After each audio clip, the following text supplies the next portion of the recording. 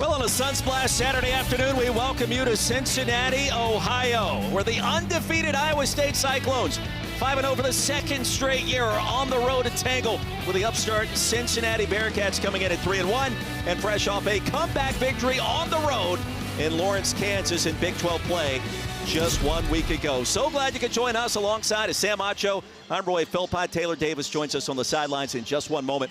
Two teams playing some very good football to start 2025. And two teams that know each other extremely well. They both run the exact same type of defense with coordinators that came from the same place, head coaches that know each other. So this feels like a divisional matchup that you would see in the NFL. And the Big 12, a lot of great quarterbacks. And you think about this game in particular, Rocco Becht, Brendan Sorsby, two guys that can get it done in a number of different ways. Correct. Rocco Becht is a guy that just knows how to win. There's something about him. He's not the biggest, the largest, the strongest, but when it's clutch time, he's going to make the right play.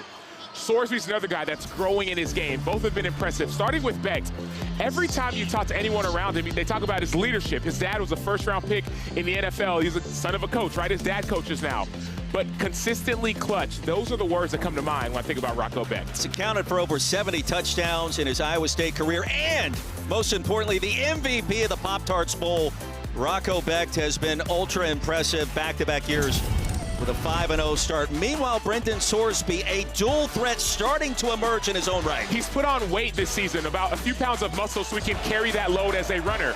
You see it, 10 passing touchdowns, 5 rushing touchdowns. Anytime you're in the red zone, 15-yarder in, expect Brendan Sorsby to use his legs, but not just in the red zone. First down, second down, third down, you'll see a little bit of a speed option as well. Who will these quarterbacks be throwing to? We take a look at our impact players, brought to you by Mattress Firm. If you like tight ends, you found the right game. Well, some of these tight ends look like they were built in a lab or maybe a farm. Benjamin Braver, 6'7", 255. Gabe Burkle, 6'6", 255. And Joe Royer, the 6'5", 250-pound tight end. This is a dominant group of tight ends you're going to get a chance to watch. ESPN College Football presented by Tums. So we are set and ready to go at historic Nippert Stadium here in the Big 12 as Cincinnati run it out from the 1. Logan Wilson stopped at the 20. Time now for our sideline report presented by LinkedIn. Here's Taylor Davis. Well, Roy, this Iowa State secondary will be a bit depleted today, missing mainstay defensive backs Jontez Williams and Jeremiah Cooper, who both suffered season-ending knee injuries just a week apart from each other. Both were preseason Big 12 and irreplaceable leaders. Neither were able to make the trip. They won't be on the sidelines here today, so this coaching staff is looking to guys like Trey Bell and Quentin Taylor to step up in their place. Bell told me the defense had a meeting ahead of this game talking about how to uphold the standard against this Cincinnati offense. Yeah, Taylor, it's two preseason all Big 12 performers. Your two starting cornerbacks on the shelf. A little outside zone. Tawee Walker, the hero last week in the win in Lawrence. The last second touchdown to lift the Bearcats to their first Big 12 win. And for Scott Satterfield, what a start in year number 3 after an early season setback against Nebraska. His team playing much better, as well as his quarterback. On the screen ahead towards the 27 is Cyrus Allen off a career game. And Brendan Sorsby, the Indiana transfer, so impressive to talk to, Sam, and a guy that really is starting to build confidence. He started to master his craft in the offseason. He took the weight room more seriously. We talked to him. He said he took how he ate more seriously. He knows that this is a big season, not just for him, but for his entire football team. On third down, some movement, the right side of that Cincinnati offensive line. And Jace Gilbert also broached the line of scrimmage in front of DeAndre Buford. Number 55 defense entering the zone and causing a reaction. 5-yard penalty results in a first down. Gilbert's just a redshirt freshman. He had 40 snaps last week for John Haycock, the defensive coordinator. They're high on his potential.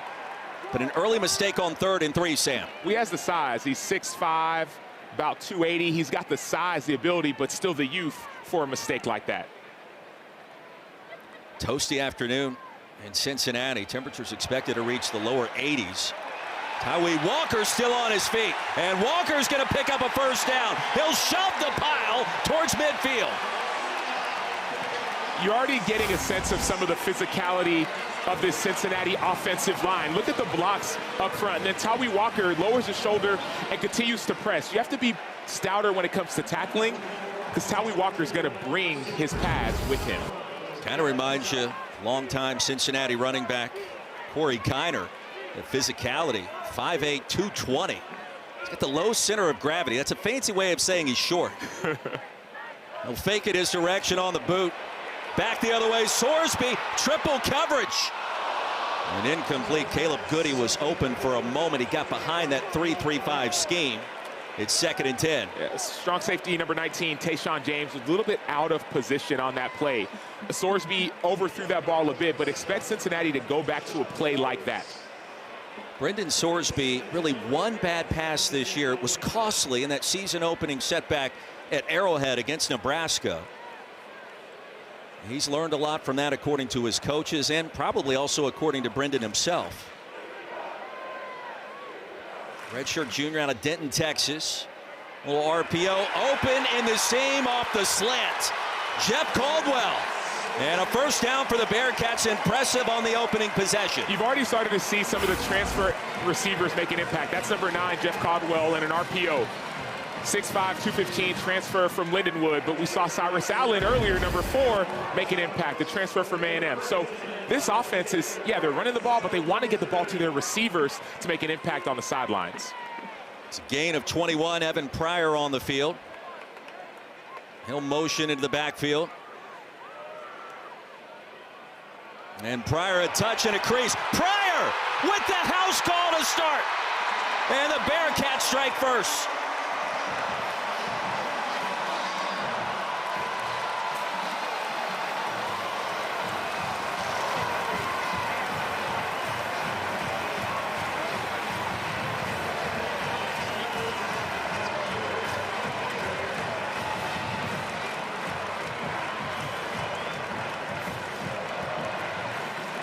Yards in 6 plays. Pryor from 30 yards out. And just the start this capacity crowd wanted to see with the Ohio State transfer, the early honors. Rusnak on for the point after. And it's 7-0 just like that. This has been a textbook opening type of drive for Cincinnati. The running game, the passing game, the play-action game, and now you go back to the run. Great job by the offensive line, specifically tight end Patrick Gerd, sealing out the edge player. But the reason this play works is that they've won on the run early, they've won on their RPO game, and all of a sudden Evan Pryor has the defense guessing. And we mentioned it from the jump. A big game for Cincinnati, a big game for Scott Satterfield. It's year 3, and they want to get off to a fast start. And the pride is back in the Queen City. We remind you, here's the Taco Bell Live Más Student Section. Only one student section can claim the title of Live Más Student Section of the Year. Who will take home the trophy this year? It's a packed house. And Sam, if you didn't know any better, it feels a lot like what it did 4 years ago when this team was knocking on the door and crashing the CFP party. I was down on the field earlier, Roy, and the student section, they were here a few hours before the game and they didn't leave. There's this sense of confidence, a sense of pride in this team, and belief that this Cincinnati team can be even more competitive than they've been in years past. First touchdown of the season for Pryor. And the touchback gives the Cyclones the football. First down to Taylor. Well, Roy, an added personal element to this one for some of these coaches that have a lot of history together. Cincinnati defensive coordinator Tyson Veit spent 8 years at Iowa State as the associate head coach and linebackers coach. And both of the head coaches, Scott Satterfield and Matt Campbell, go back to the early 2000s when they were both on staff at Toledo. The three all speak so highly of each other as coaches and humans, saying none of us would be where we are without each other. It was a family reunion of sorts going all the way back to that 09 Toledo program. Satterfield and Campbell, the run and pass game coordinators for the Rockets. That was just outside the Glass Bowl. And a handoff to Carson Hansen. Picks up 8 yards, and they're the two. I mean, it really did, in our conversations this week with both staffs, feel like a family reunion. They're both very sharp offensive minds, and both committed to their programs, and similar programs in terms of scheme and to be able to develop so many players. It's not just the head coaches that know each other. The defensive coordinator of Iowa State mentored Cincinnati's defensive coordinator. John Haycock mentored Tyson Veit. So you have the defensive coordinators who know each other. The offensive coordinator of Iowa State has a relationship with the defensive coordinator. So this team and these games have so much on the line with relationships. Alan Mansky checks in, the backup quarterback to Rocco Beck. They'll run him with quarterback power and over the right side. Gain of nearly 4 yards on first down. Coleman brought him down to the turf, and Sam, we expected to see that today. Correct. I heard someone down on the field saying expect to see Mansky early. He's going to run it early, but be aware, because if Cincinnati plays the run too much, they may eventually turn that into a pass. Rocco Beck, meanwhile, one of the top quarterbacks in America. His 33rd career start. And the goal simply is to get Iowa State into that college football playoff and to win the Big 12. On the toss sweep, and Hansen tries to get to the edge. Bearcats will bottle him up. It's a gain of 2. It'll be 3rd down. Jake Golday, first time we've called his name this afternoon. And the Cyclones, who are known to go for it on 4th, now faced with 3rd and short. This doesn't seem, Roy, like that important of a drive. It's the first drive of the game for the offense. But in order to keep the confidence of a team like Cincinnati down, Iowa State's got to continue to convert on 3rd and 4th downs early in this game. Penalty markers fly in. Illegal substitutions. 12 players in the offensive formation.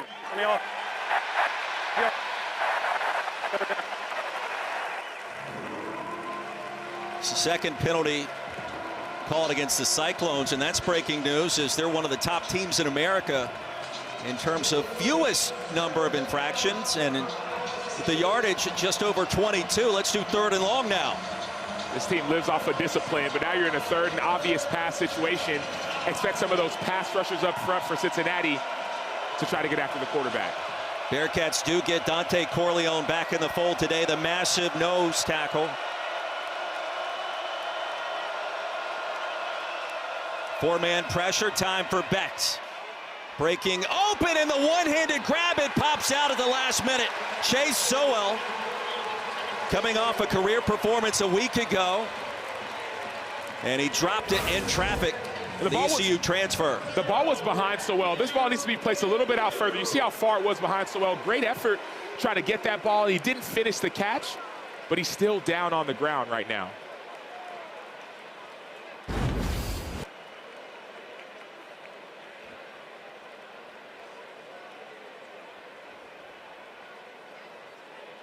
So after the initial first down, it'll be punting time for the Cyclones. And Sowell, the ECU transfer, started his career at Colorado, helped to his feet finally, and walking under his own power. Jaquan Sanks in coverage there. That's a player that you were impressed with on film. But the issue with this, Roy, is that Chase Sowell, he had an injury in fall camp. He missed a majority of fall camp with a shoulder. So now that he's out again, just after he had a breakout game, the game may change and be more tight end focused for Iowa State.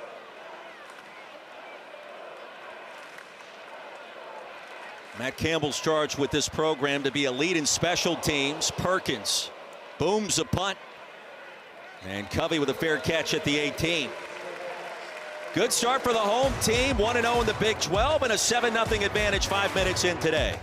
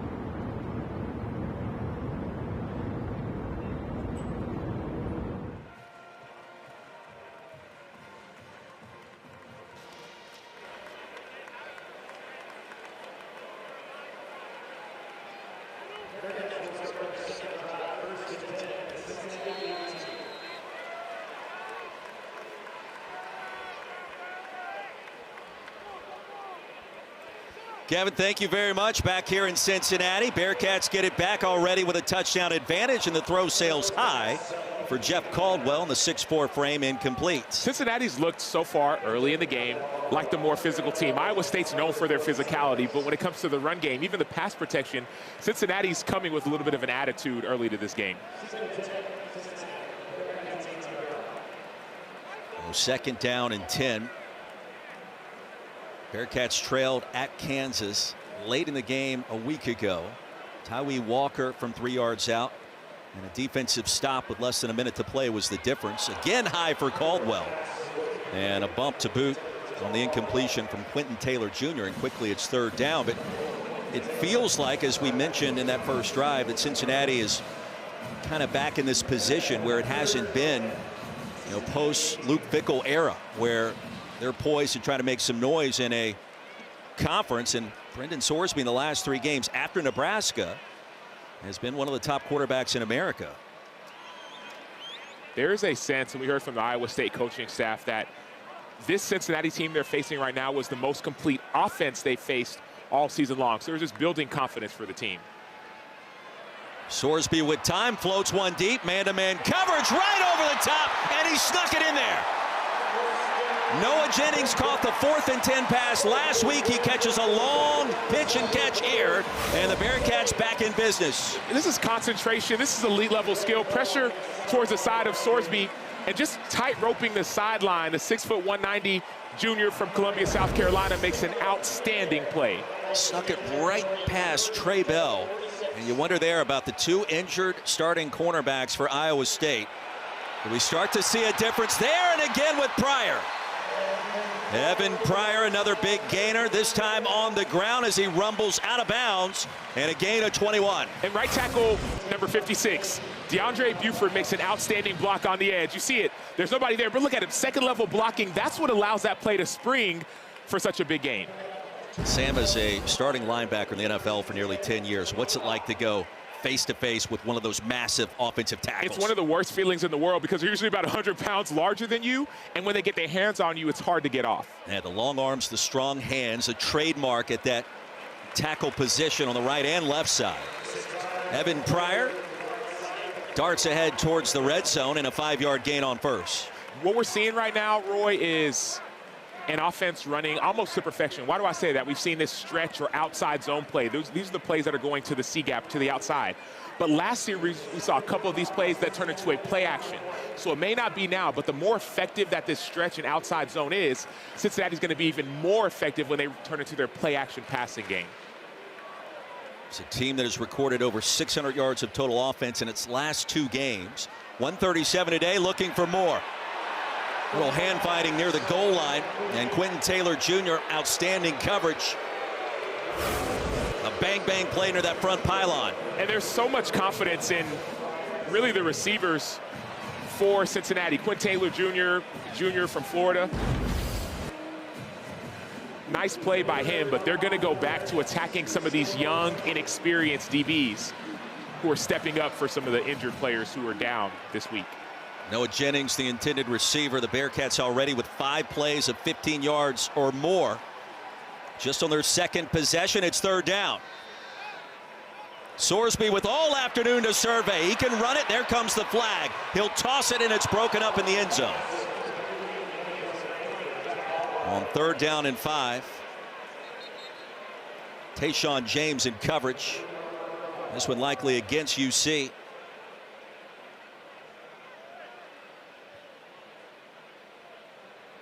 Holding. Number 56, offense. The penalty is declined. 4th down. So remember when I said they get their hands on you? Like, first was a good block, now it's a bad block. Number 56, DeAndre Buford, the right tackle. He's going to hold. You don't need a hold. Now, the problem here is he gets his feet turned, and he doesn't see that second-level rusher coming. But that's the problem when you get those big paws on somebody without moving your feet. It's likely going to be a hold. Why does it always have to be the big paws? Well, they're the Bearcats, right? So, I mean, I use the phrase, too. That's what I always refer to. They bat it down to the line of scrimmage. 38-yard attempt. And Rusnak able to bang it through. Iowa State has trailed for a grand total of 28 seconds this season before today. Now trailing 10-0 halfway home in the first.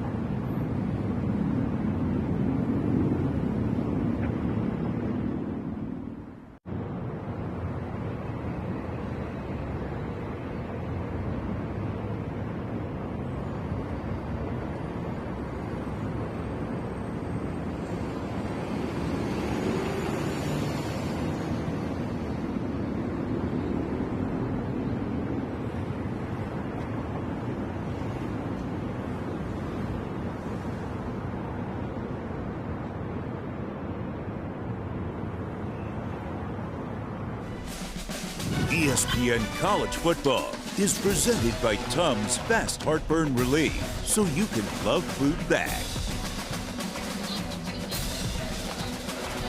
Ah, yes, Cincinnati's own Angelo Dawkins, part of the Street Profits tag team, in the house today. One day after SmackDown went down here in the Queen City, and a little Rock'em Sock'em Robots with the Bearcat and reclaiming the Cincinnati belt. Great to see him in the house, and he was firing up this capacity crowd in student section about a half hour before kick. I just wonder what would happen if any 1, 2, or 10 of those guys would try to challenge him for the belt. What would happen in a 1 versus 10? Sounds like an internet meme of some kind, doesn't it? Ensuing kickoff, Bearcats a 10-0 advantage. Off the bounce is Flora, and sent down crossing the 20. Well, for 20 years, Allstate has celebrated every field goal and extra point made at participating universities by donating to the university's athletic scholarship fund, supporting all student athletes. Thank you once again, Allstate. Sam Acho, Roy Philpott, Taylor Davis. There's Rocco Beck, his team trailing 10-0 to start. An Iowa State team that has been fairly dominant this year. In fact, you look at their 5-0 mark, trailed just those 28 seconds against Kansas State. It was close win in the Cyhawk series against Iowa, and really handled Arizona at home in Ames a week ago. And some early adversity. Trailing by just 10 on the slant, and the pass is going to be grabbed quickly by Dominic Overby. And Overby, a gain of 5 on first down. One thing you'll see, Roy, as this game goes along, Iowa State, when they're on offense, is Rocco Beck has a lot of command and control, not just of the line of scrimmage, but of what play is going to be called. You see them looking at their wristbands. Well, he has an opportunity to change that call based off what the defensive structure is. So continue to watch Rocco Beck on the hard count changing plays. In motion is Sama. He'll get it on the jet sweep and pick up a first down. A big possession for the Cyclones. The one thing we know about Iowa State and Matt Campbell, late penalty marker comes in. They're not going to panic, and they won't be flustered trailing by 10 in the first quarter. They don't beat themselves for the most part, but what we've seen early in this game are a few penalties against Iowa State. One way to win is not to beat yourself. Don't give the game away. That's the staple of Matt Campbell-led teams.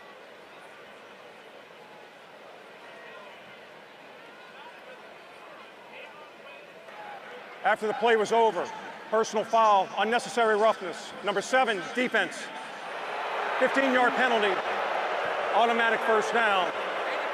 Number 84 can stay in the game because of come off. Logan Wilson with the penalty, and it's costly. It'll move the football ahead to the 49. And sometimes it's a little bit too much energy. I was down on the field before the game, and Logan Wilson was the guy in the middle of the huddle hyping everybody up. I understand you want to play hard and hype guys up, but you have to taper it down when the whistle's blown. Cyclones will shift out of a 4-receiver set, that upper part of your screen. Sama with a leap and a big-time play on first down. Still on his feet. And a punishing finish inside the 35. Right over the top of Gola Kallard. We haven't seen a lot of Abu Sama this season. It's really been the Carson Hansen show, but welcome to the party, Abu Sama, 5'11", 210, junior, hurdling over defenders and muscling his way for a first down. And we saw a lot of Carson Hansen a week ago, and Sama more than capable. Former Iowa Gatorade Player of the Year. Junior out of Des Moines. Play action. A late penalty flag comes in. The pass is caught for a first down. Overby, his second reception on this possession.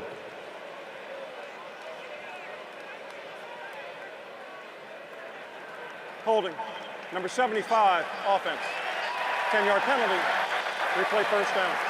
3 infractions already against the Cyclones in the first quarter. For a team that doesn't beat itself. And we talked about the energy that Cincinnati has. Sometimes you might try to do a little bit too much in a game that you know has a lot of importance. I was talking to the director of player engagement. He said, man, all these players for Iowa State, they want to play for Matt Campbell. They want Matt Campbell to be able to beat his mentor, if you will, right? A friendly competition. But you have to, once again, taper some of that and not let your emotions take control. Becht on first down. They'll set up the screen. Abusama wrestled down to the 42. Jake Golday.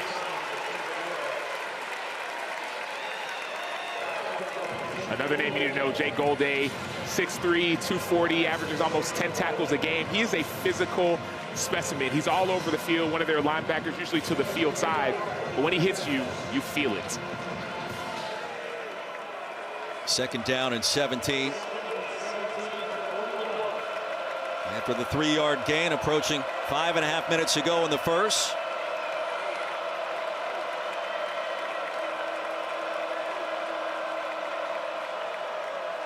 Becht with time, fires another strike.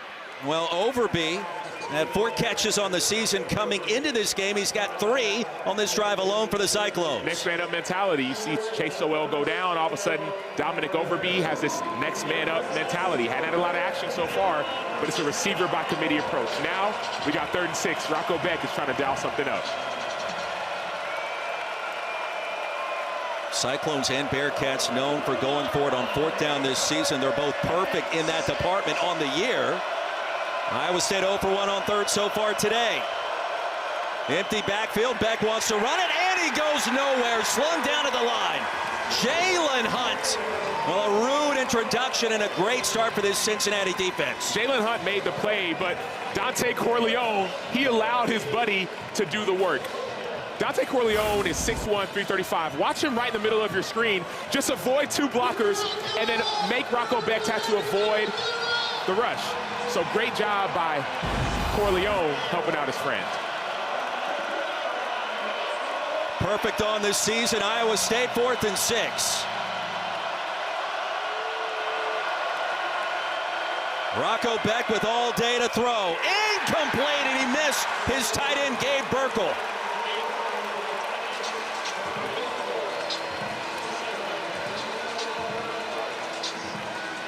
Rocco Becht still a little bit off, trying to find his tight end, Gabe Burkle. Outstanding job by the defense.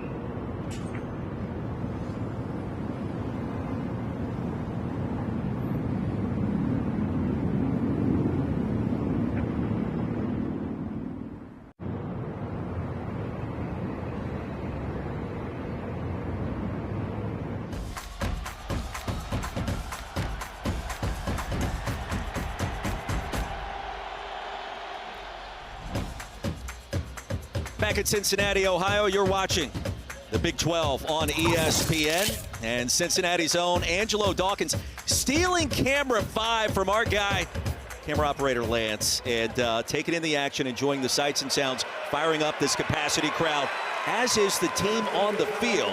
Tyree Walker bangs ahead for a 12-yard gain and a first down, chopped down by Marcus Neal, but Cincinnati back on the move again. They're back attacking those edges, but don't be afraid or don't be surprised when you see a play action coming off of that stretch or outside zone action.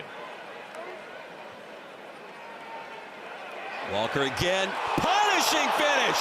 Bowls over a Cyclone defender at midfield. That one's gonna hurt, and had some great blocking up front as well. And that was Tarantino, first of all, had a great block up front. But man, watch this hit. I mean, don't even, just listen. Boom. Sheesh. Carson Willick was on the receiving end of that one. That's gonna leave a mark. Walker again still on his feet. Now the Bearcats have been in the weight room this week, it feels like. Tayshaun James finally brings him down, but Walker lowers the boom in a 7-yard gain. You talked about his height. He's only 5'8", but he's 218, so he's compact. He's a transfer from Oklahoma. Yes, he has speed, but it's the physicality that's standing out time and time again.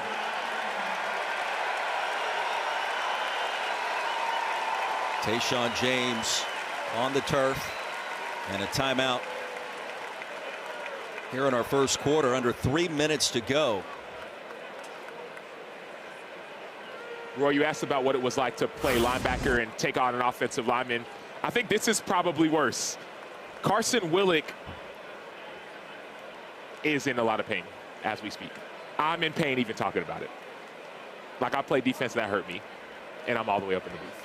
That's the kind of play that reaches beyond the singular play itself, doesn't it? When you see one of your teammates absorb that kind of contact and go backwards, it hurts the psyche. And then you think about offensively for Cincinnati, it boosts the morale when you see your running backs handle their business. As an offense, you think you're good. You think you're going to be able to execute. You think you're going to be more physical. But now you know. Tyree Walker just showed everybody on that offense, hey, we are the more physical team, or at least we can be, or we think we're going to be. What needs to happen for Iowa State is some of the young guys who are now taking steps up because of the injuries need to play just a little bit more technically sound. Don't abandon your pass rush lanes or your run gap responsibilities. Just work on that technique just a little bit more to get this game back in hand. Walker's numbers this season, today 5 touches, 49 yards. And for Pryor, 3 touches for 56 yards. And the touchdown. Well, they'll fake the option. Sorsby the other way. He wants to run it. He'll pick up the first and slide in safely past the 30. Now, Sorsby rushed for over 140 yards last year against Iowa State. First time today he's really called his number. I love the decision by Brendan Sorsby. He's looking for running back Evan Pryor on the wheel route. Pryor's not available, so instead of getting negative yardage, he rushes and gets a first down. That's a great decision by Sorsby when nothing else was available. He told us this week, Sam, I'd rather throw it than run it, but if they want me to run it, he's put on some good weight in the offseason, more than willing to do so. RPO again, slant incomplete, and Cyrus Allen was open for a moment, and a bit out of rhythm that time from Sorsby to Allen. Those two have a very tight relationship. In fact, it was Brendan Sorsby that helped recruit Cyrus Allen, a couple of DMs when he entered the transfer portal. Allen, to your point, is from New Orleans, Louisiana, transfer from Louisiana Tech and also A&M, but Sorsby took his opportunity to try and get the best receivers available, and Allen so far has been playing like one of the best receivers in the Big 12. Second down and 10. Sorsby wants to run it again, and he will. Sorsby with the spin. He'll pick up the first down, a gain of 11 more. We heard from John Haycock, the defensive coordinator of Iowa State. He said this is going to be 11-man football, meaning 11 on 11, meaning the quarterback is going to be a problem. We have to keep eyes on him. We're seeing a lot of 3-man rush from Iowa State. They're getting 0 pressure on the quarterback. So I would expect either a little bit more blitzing or maybe someone to spy Brendan Sorsby to try and get more pressure or spy him when he runs. Yeah, Brendan Sorsby, the standout quarterback. He's accounted for 15 touchdowns this season, the dual threat. Off the power, they'll send him to the edge, still on his feet, and Sorsby dives down. Taylor, he's quite the recruiter, right, if you go back to the heart of the offseason for Cincinnati. Yeah, Brendan Sorsby really took ownership of needing to replenish that wide receiver group. Jeff Caldwell, Cyrus Allen, like you mentioned, all received DMs from him in the offseason. He said, I know I can be an effective quarterback, but I can't do it alone. They put a lot of emphasis in that in the offseason, and the chemistry jumps off the page. And the DM's the direct message on social media. He was out there recruiting and looking, along with his coaching staff, for talent after players enter the transfer portal. Pass is incomplete, looking for Noah Jennings. It's now 3rd down and 5. We talked to him about it during the week. He said, I wasn't really DMing guys that often, right? You talked to Jeff Caldwell. The only DM that he got was a set message of come be great. And that's what Sorsby's trying to do. 3rd down, money down, most important down. You're seeing him attacking some of the young corners of Iowa State. But this is the time to be great. You can talk about it on social media all you want. Now's the time to be about it. Sorsby just 1 for his last 7 through the air, and the play clock winding down. Scott Satterfield standing on the 26-yard line. Utilize a timeout. Now coming up, 3:30 Eastern on ABC and the all-new ESPN app. How about 10th-ranked Alabama in Tuscaloosa? Game day was there this morning as Diego Pavia and the undefeated Vanderbilt Commodores come to town later tonight in primetime. Also on ABC, the Sunshine State rivalry is back. 3rd-ranked Miami, number 18 Florida State. What a scene it will be at the newly renovated Doak Campbell Stadium. Meanwhile in Tuscaloosa, Diego Pavia still being Diego Pavia this week. He doesn't think that game's going to be close, but here comes Ty Simpson, who's been on a heater. 2 of the best quarterbacks in the SEC. So you could argue with Ty Simpson specifically in the nation. Diego Pavia, this Vanderbilt offense, they dominate time of possession. They're top 20 in college football. Alabama and Ty Simpson, they have to be elite if they want to win this game, which sounds crazy talking about Alabama and Vanderbilt, but Vanderbilt is playing on another level right now. Give respect to Clark Lee in that program. They are well past the old Vanderbilt that we've talked about for decades. After the timeout, 3rd down and 5. That's Allen, the A&M transfer, in motion. Open in the flat, Sorsby the other way. Pass is caught, Joe Royer to the end zone. And a hop, skip, and a jump.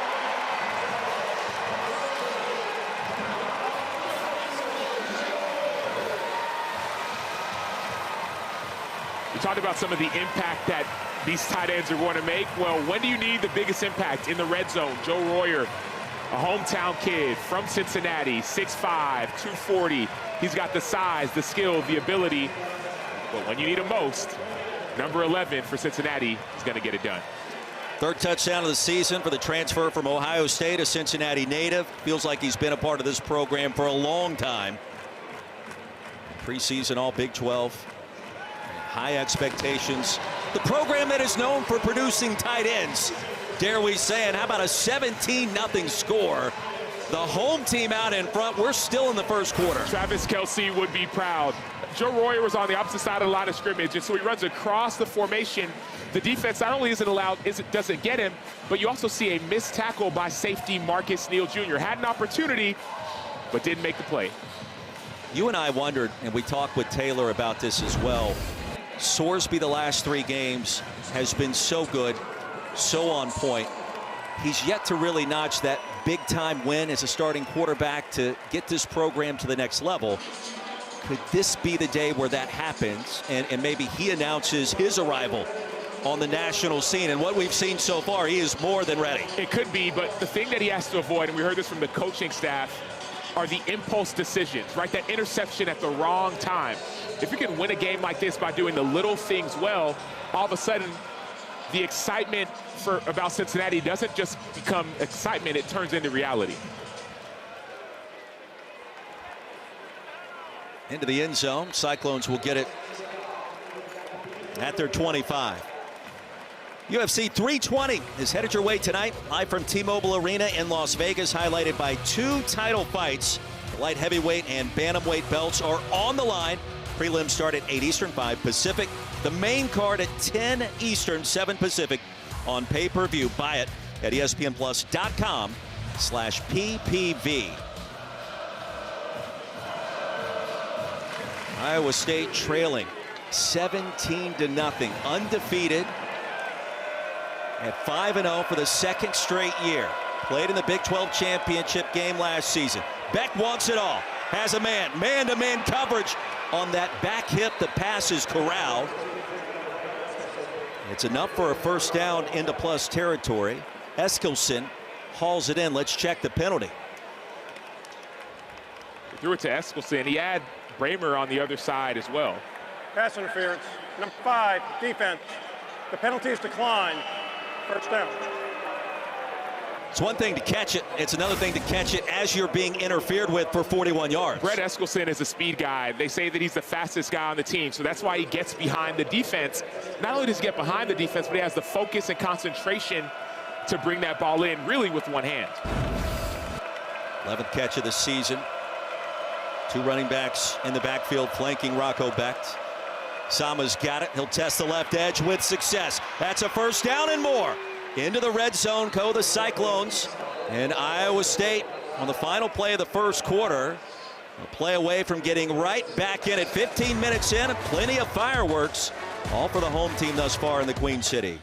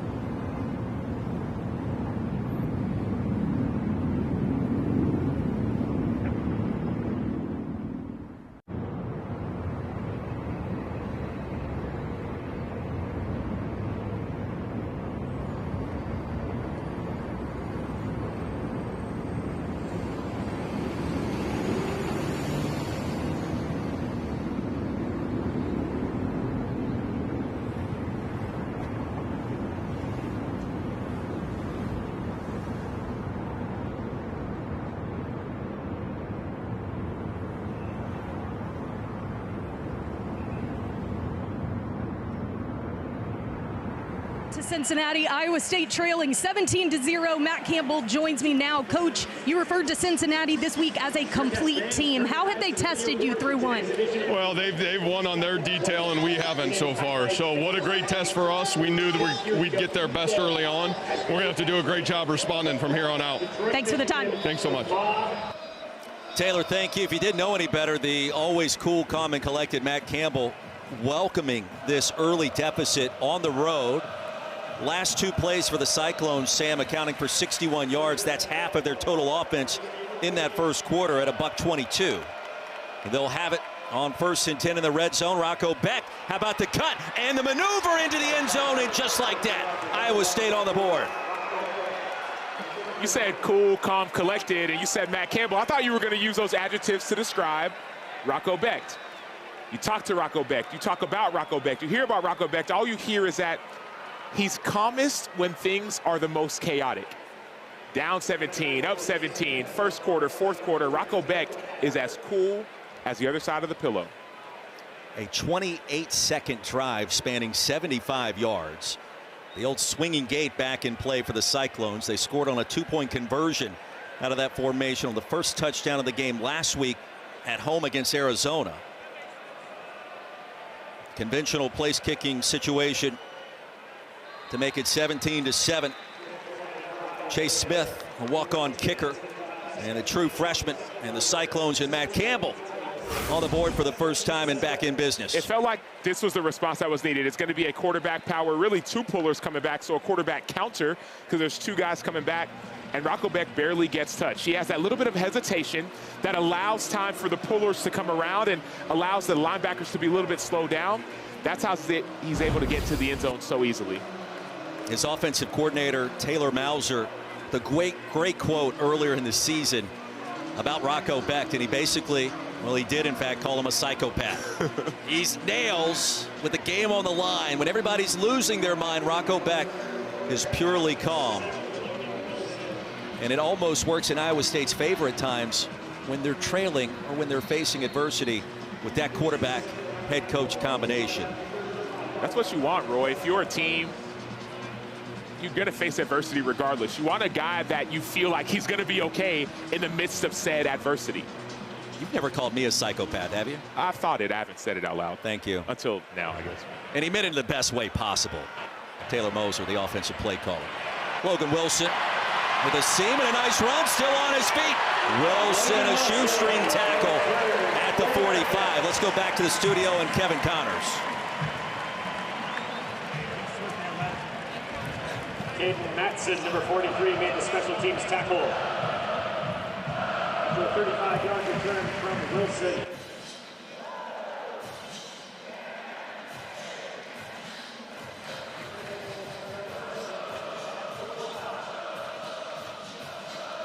Kevin, thank you for the vote of confidence as well. Interesting as Pittsburgh has benched Eli Holstein, and now a freshman quarterback gets the start against Boston College today for Pat Narduzzi. So a lot of moving parts to start this always entertaining early October slate.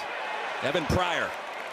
Boy, just chunks of yards on the ground for the Bearcats, whether it's Pryor, Walker, or Sorsby so far. Or Joe Cotton, the starting left tackle, who's pulling around to make this play. Look at it, left tackle pulling, making a critical block, putting Nick Reineke on his backside. You know, Cotton's a redshirt junior. You would love to see his eyes on that pull. He was feasting. Man-to-man coverage and incomplete. Caleb Goody had a step in the pass 5 yards over his head. That's the second overthrow we've seen from Brendan Sorsby. Yes, the running game has been outstanding, but if he wants to really seal this game and close this game off early, he's got to be a little bit more calm with his feet in the pocket to deliver those deep passes. Sorsby with 18 passing first downs a week ago on the road at Kansas. Spent all spring and summer on campus trying to get better for his head coach Scott Satterfield. Isaiah Johnson goes in motion, and he picked up the football in the process. Johnson to the edge. Isaiah Johnson inside the 15. So when you drop a pop pass, this is exactly what you would hope. Receiver coming across in motion, pop pass, right? You have an outside linebacker, defensive end, a body that can't catch you. Then the great blocking downfield by your tight end. You want to get these little fast guys on the edges of defenses to make big plays like that. Pryor, the running back, on first down in the red zone. Another touch. Pryor cuts it back against the grain into the end zone. Yes!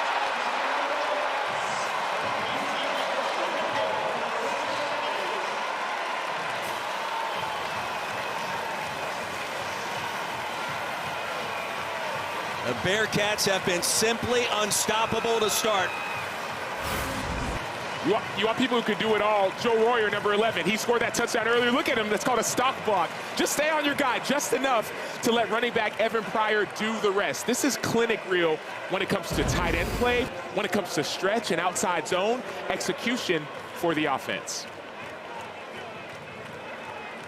Bearcats playing like the undefeated team thus far, and perhaps deserving of a top 25 national ranking if a score like this holds today. Rusnak back on the field. He's been perfect for 2 years. His extra points have been tremendous. On point, if you will. 24-7 our new score. 13:40 to go in the half. Everything's worked for the Cincinnati offense on the inside, on the outside, down the field, blocking, passing, running, finding the end zone.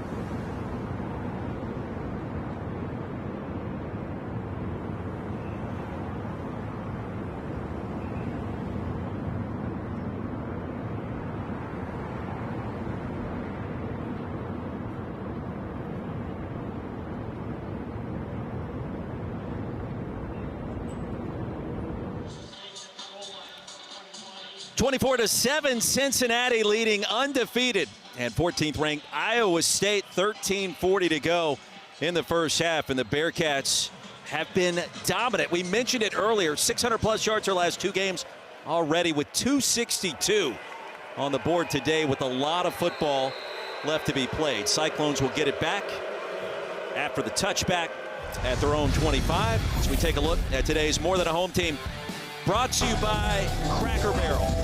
Places and faces. Nippert Stadium, the place to be. And with so many brand new facilities being constructed here in the last year, opening a brand new practice facility, and the guys led by their quarterback, Brendan Sorsby, getting ready to go for this massive tilt in the Big 12. Winner of this game, by the way, stays undefeated in the league and very well positioned with teams like Texas Tech, BYU, and a host of others. There's some contact and no flag with Chase Sowell back on the field. So a good sign for head coach Matt Campbell that Sowell is still healthy enough to go. And a better sign for defensive coordinator Tyson Veit, because Matthew McDoom, number 0, the 5'9" corner, had an outstanding job in coverage. Last week, first deep shot, he got beat for an 80-plus yard touchdown.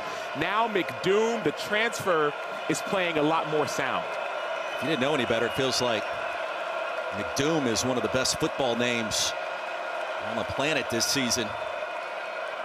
More on that in a moment. Here's Beck, play action, backside pressure. Got rid of it in time to Cyrus Allen. And not much happening to the 28. Stopped by Matthew McDoom. I love it. You said his name. It's a scary name. But if you talk to the guy, he's like a nice guy. Watch him doing interviews. He's a calm, cool, collected individual. But this situation, 3rd and 6. Cincinnati has all the momentum. Let's see how calm, cool, and collected Rocco Beck will be, and if Cincinnati will bring a little bit more pressure.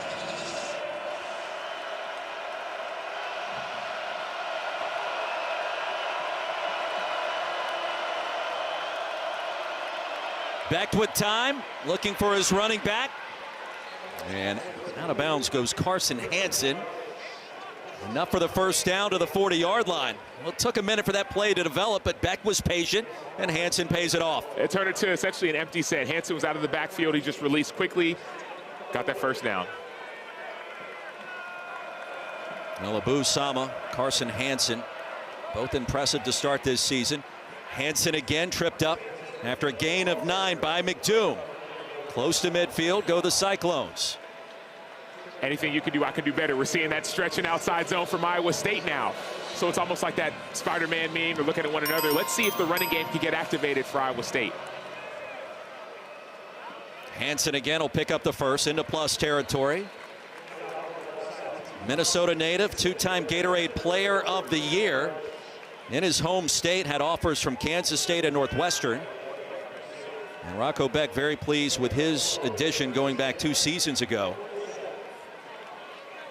It's a developmental program, and Matt Campbell still talks about that to this day. They'll bring in their players. Sam, they recruit their players that play 4 or 5 different positions. They'll grow them up in the weight room and on the field. How about an old school I formation set? Sama, the toss sweep to the edge. And a brief lane closes quickly. Inside the 45 down to the 42, and the tackle by Sims. It's a gain of 5. One thing I'm noticing, Roy, is both of these offenses are avoiding the middle of the defense. Dante Corleone, number 2 in the middle, is a dominant football player. They're not running up there because they can't get past him. So they're trying to attack the edges of the defenses in order to avoid some of the best players, arguably the best player of this Cincinnati D. Tyson Veit made no bones about it. He is our best player. Play action over B, right at the line to gain. That'll move the chains. And McDoom, the tackle, and that timing route executed brilliantly between Beck, Dominic Overby. This receiver core for Iowa State is a receiver by committee approach. Whether it's Sowell or Townsend, Eskelson, and now we're seeing Overby step up. They all play multiple positions, so it gives them more opportunity to make more plays.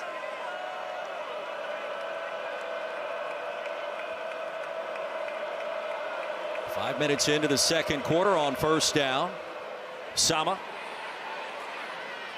still on his feet. The spin, a flag comes in. Close to another first down for the Cyclones. Let's check the penalty. Tyler Moore slow to his feet. And this one going against Iowa State. Illegal block in the back. 0 on the offense. 10-yard penalty from the spot of the foul. Replay first down. That's on Chase Sowell. Our referee today, Kevin Boitman, leading this veteran officiating crew out of the Big 12. What is that, the 5th penalty for Iowa State, Roy, for a team that historically under Matt Campbell doesn't make a lot of mistakes? those need to be cleaned up, especially with the score the way it is. You asked Coach Campbell a great question this week about what it takes in Ames to win games. We have to be elite on special teams, he said, relentless on defense, and mistake-free on offense. It hasn't happened so far today. Underneath, Xavier Townsend. A short gain on first down. Gola Collard, the tackle, transfer from Southern Utah. The reason why, Roy, is that at Iowa State, you may not be getting the 5-star recruits from all over the country. Oftentimes, you're getting 3 stars and 4 stars. Remember when Breece Hall came, he was one of the bigger recruits as the recruiting cycle began to begin. So you have to be more sound when you're not the most physically gifted. Longest drive of the game for the Cyclones, now on play number 9. Townsend upended at the 35. Christian Harrison, the form tackle. It'll be 3rd down. Another critical 3rd down. Rocco Becht.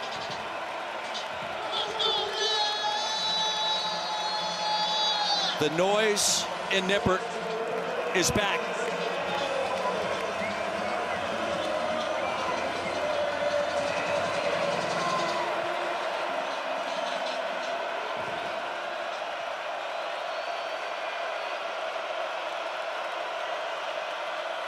Sewell went in motion. Beck's going to be harassed.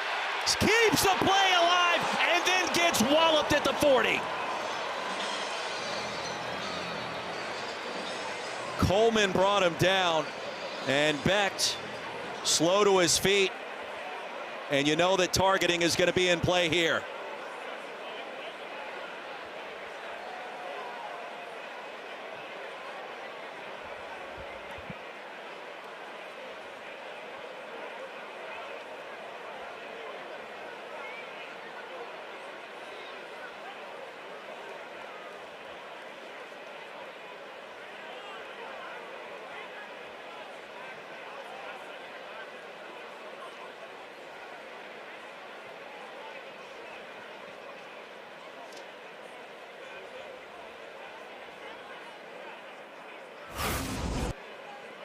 So first, Rocco Becht, it seems like it's going to be a face mask in the middle.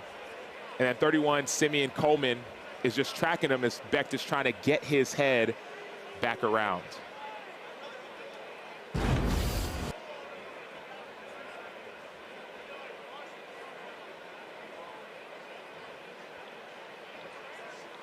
And his dad, Anthony Becht. There are 2 fouls in the play, both against the defense.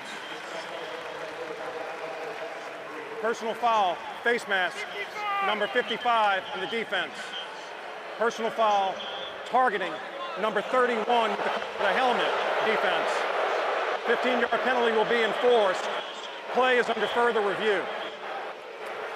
So that targeting penalty, Roy, notice what the referee said. He said targeting with the helmet, crown of the helmet. The reason why that matters is that Rocco Becht in that situation was not a defenseless receiver, or defenseless individual. He wasn't a quarterback in a passing posture, he was a runner.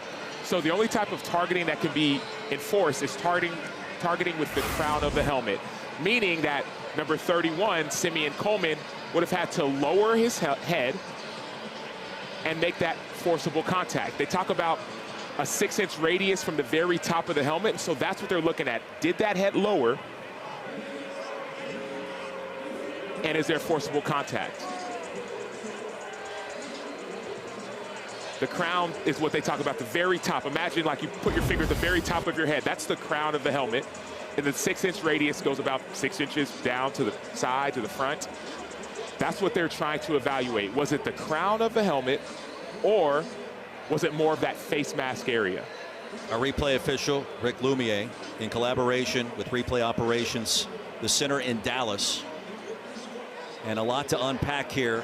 For now, the ball is moved inside the 20 down to the 19. After further review, the ruling of targeting with the crown of the helmet is upheld. Number 31 is disqualified from the game. So impactful across multiple levels, with Coleman, the starting weak side linebacker, now disqualified. The 2 penalties on what potentially could have been a drive-ending play near the line of scrimmage against Rocco Becht. Now the Cyclones have it 1st and 10, and also the status of Becht himself after absorbing that kind of collision.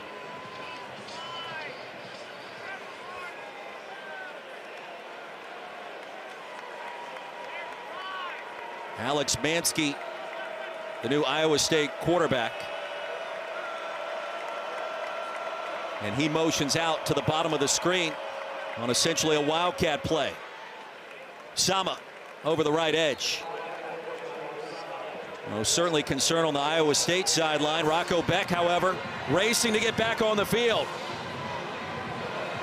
And exactly what you would expect with a player with that grit, that determination, and that toughness. And the C, you see that C on his chest? He's a captain of the team. He doesn't want his team to be out without him for too much longer. And now the interchange. Alex Mansky checks in.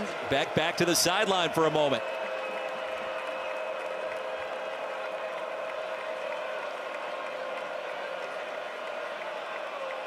And a chance maybe for him to collect his thoughts. And a timeout called.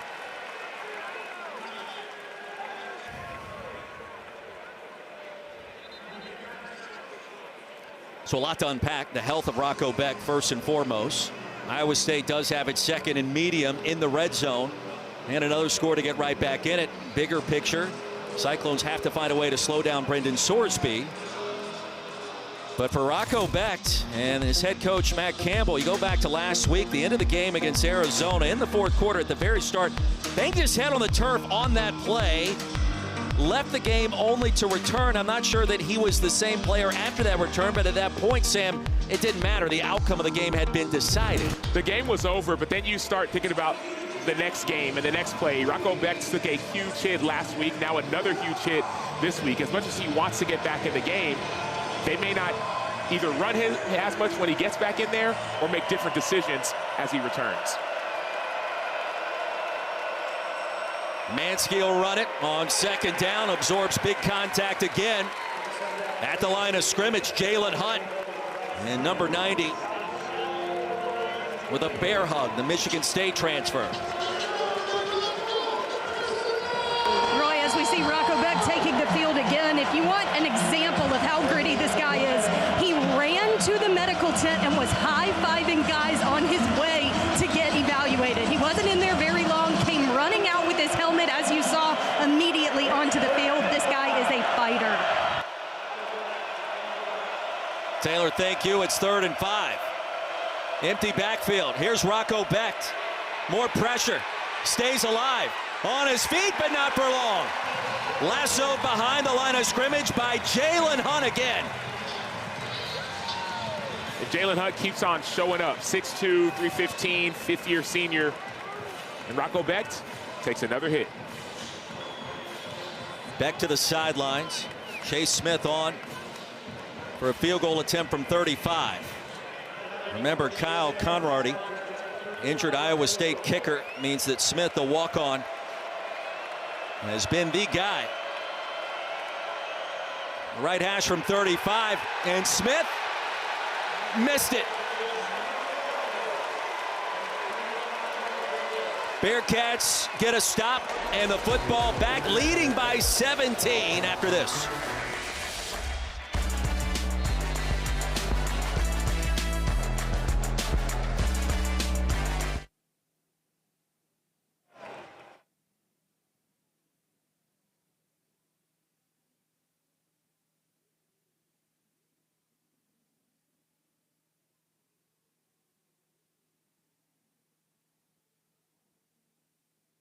No one sent him on. He just took off running from the medical tent on his own, and then they said no.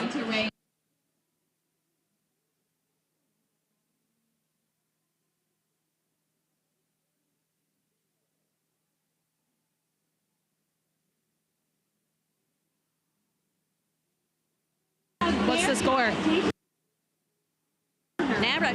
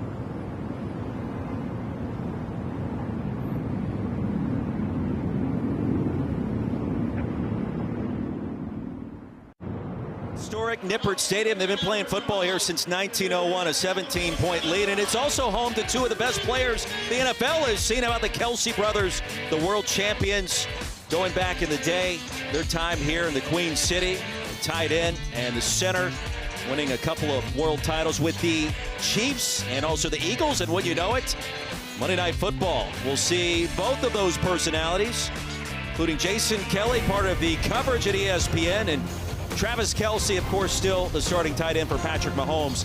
And the Kansas City Chiefs on the road at the Jacksonville Jaguars, 8 Eastern, 5 Pacific on ABC, ESPN, ESPN Deportes, the all-new ESPN app. Peyton and Eli again on ESPN2. Bearcats get it back on first down. Dominic Overby, his 5th reception, and wrapped up quickly by Quentin Taylor Jr. Iowa State trailing by 17, and Sam, needless to say, the Cyclones want to get a rare stop on defense here. They don't want to, Roy. They need to. They must get a stop because they've been getting pushed around defensively all game long. Got a good chance to rest over the last several minutes while their offense was on the field, but somebody's got to step up and make a play. 5-man front, weaving through traffic. Howie Walker, and he's going to pick up a first down. Well, on the ground, we mentioned the yards coming in chunks, whether it's Walker or Evan Pryor. Pryor has scored 2 touchdowns in the same game for the first time in his career today. They both have been imposing their will on this Iowa State D. Walker. And dropped by Ebel. Drive chart tells the entire story here. 4 possessions, 4 scores. And it's been easy. Everything has worked. The outside, they haven't even had to go to their second or third option. It's been outside zone and play action. Haven't even implemented the speed option, which they have in their arsenal. So that's how easy it's been.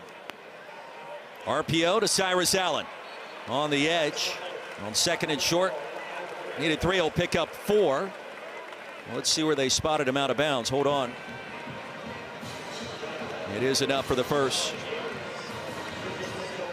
It's been all run game. As much as Sorsby's leading the charge, she hasn't had to do much of anything just yet. A couple overthrows, but hand the ball off. It's been quarterback run game. And if I'm Cincinnati, I stick to it because Iowa State can't stop it right now. Well, the poise of Sorsby since Nebraska on full display. He'll take what the defense gives him again. And Joe Royer, the modest gain on first down. Watch how much time that Brendan Sorsby has. It's a 3-man rush, ends up really trying to be a 4-man rush. And he hasn't been pressured all game long. I understand the type of defense you run, a 3-3-5. You may not get as much pressure, but somebody has to be able to win either from the inside at nose, Dom Orange, or from the outside.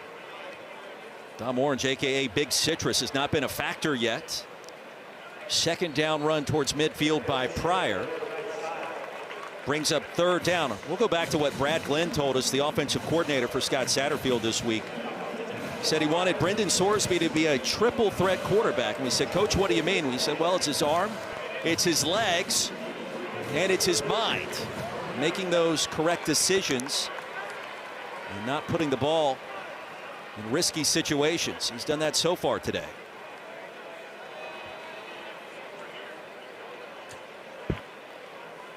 From the 49, they need 3. They'll get more. Allen, first down. Tumbling out of bounds near the 41. And Marcus Neal with the missed tackle, but Brendan Sorsby is just having his way. The problem with this defense is that it's 3rd and 3. Everyone's playing 5, 6, 7, and 8 yards off. You can't be that far off on a 3rd and short. You have to play tighter in coverage and understand the down and distance. I know what the defense may tell you to do, but just tighten up a little bit based off of the situation.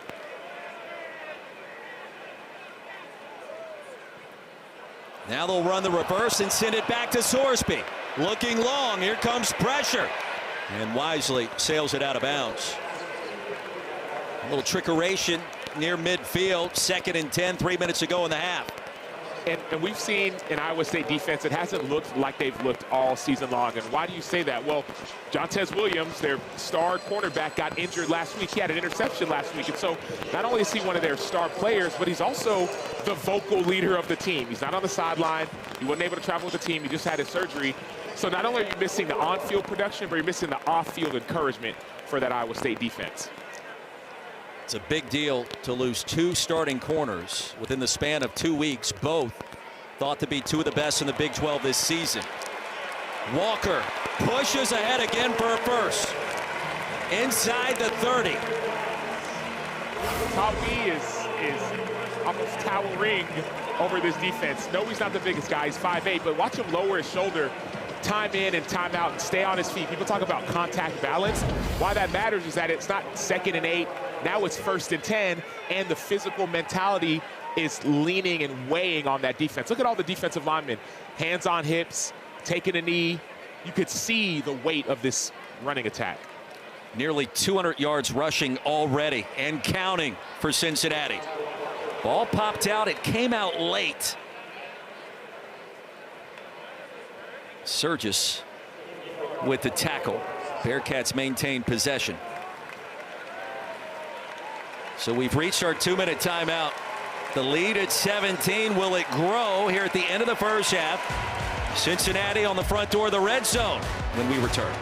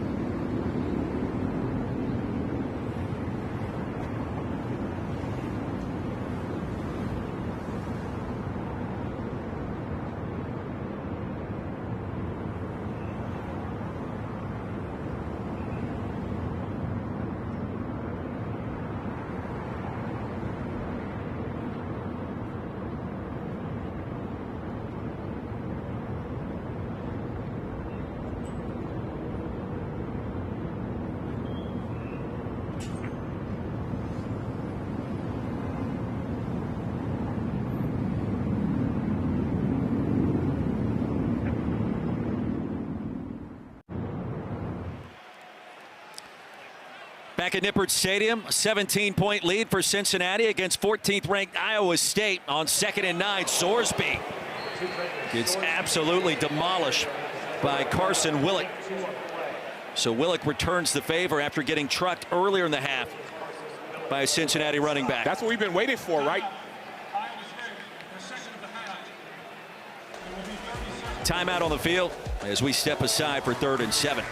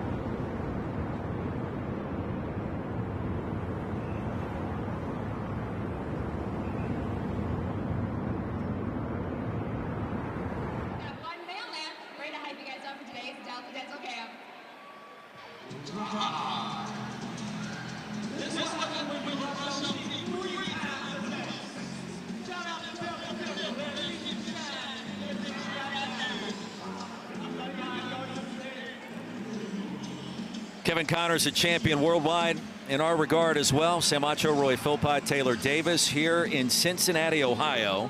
Carson Willick, a big collision moments ago with Brendan Sorsby to create 3rd down and long.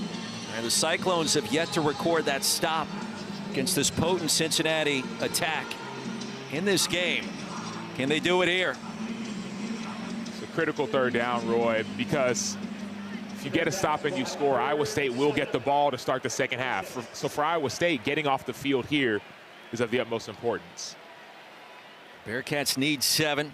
Do have the Mr. Automatic place kicker on the comeback. Falling down at the 20. Going to be spotted about a half-yard shy. Noah Jennings will gain 6 on 3rd down and 7. Now, Scott Satterfield admitted to us they're going to be aggressive today. It's in their DNA. It's what they do. It's part of their brand. They're perfect on 4th down this season.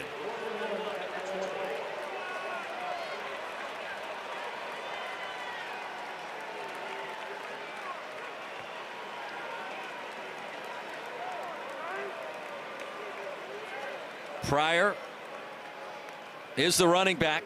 Sorsby will keep it into the end zone. He'll high step in for the score.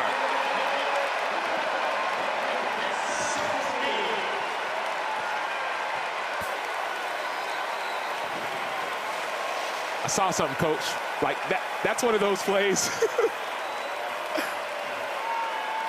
where it's like, what were you doing? I saw something. That was supposed to be a handoff. And Sorsby saw that if it would have been a handoff, would have been tackled. He said, you know what? I saw something, Coach. I'm going to go make a play. There's something about Brendan Sorsby starting to figure things out as the offense finds its rhythm. And a different gear this time against a ranked opponent within the friendly confines of the Big 12. And we saw this from Brendan last year. I love the decision by Sorsby. He cuts back to where no one is. The play's supposed to be going to the other side. He looks around, looks left, looks right. No one else is there. And he extends the lead even more. 5 possessions for the Cincinnati Bearcats. 5 scores to start against a team in Iowa State that has not lost a football game this season, and in fact had only trailed for 28 seconds the entire year before today. But a team in Cincinnati that's building confidence. We heard from the entire coaching staff that it's not just a dream anymore. We believe that we can win games like these, not lose games like these. So you're seeing the level of confidence that is building as the game is continuing on. 31-7. Sam, we've seen some great quarterbacks in this league and outside of the Big 12 this year. Sorsby has found a new level. And you think about this conference and the start that Texas Tech has gotten off to. Iowa State before today. BYU's a part of that mix. And here comes Cincinnati, partying like it's 2021. The year the Bearcats made a run to the college football playoff. And now Rocco Becht back on the field. And what a day it's been for him for a number of different reasons, Sam. He has been under pressure from the jump. It hasn't looked pretty for Becht. A couple misses, a couple times where he's gotten some big hits that he's received. So he's got to be able to get on track and get on track early in a 2-minute situation. Into the medical tent, out of the medical tent, high-fiving his teammates, and now back on the field. Cyclones with 1 timeout to work with. Becht wants to throw it on first. Has his man, and it's Ben Bramer, the tight end, with his first reception of the game, and a penalty marker comes into the 49. So a gain of 22 and a good start this Cyclones possession. We were talking in the break, Roy, man, what happened to the tight ends, Bramer and Burkle? We haven't heard a lot about them early on in this game. I think Iowa State understood that as well and designed a play for Benjamin Bramer.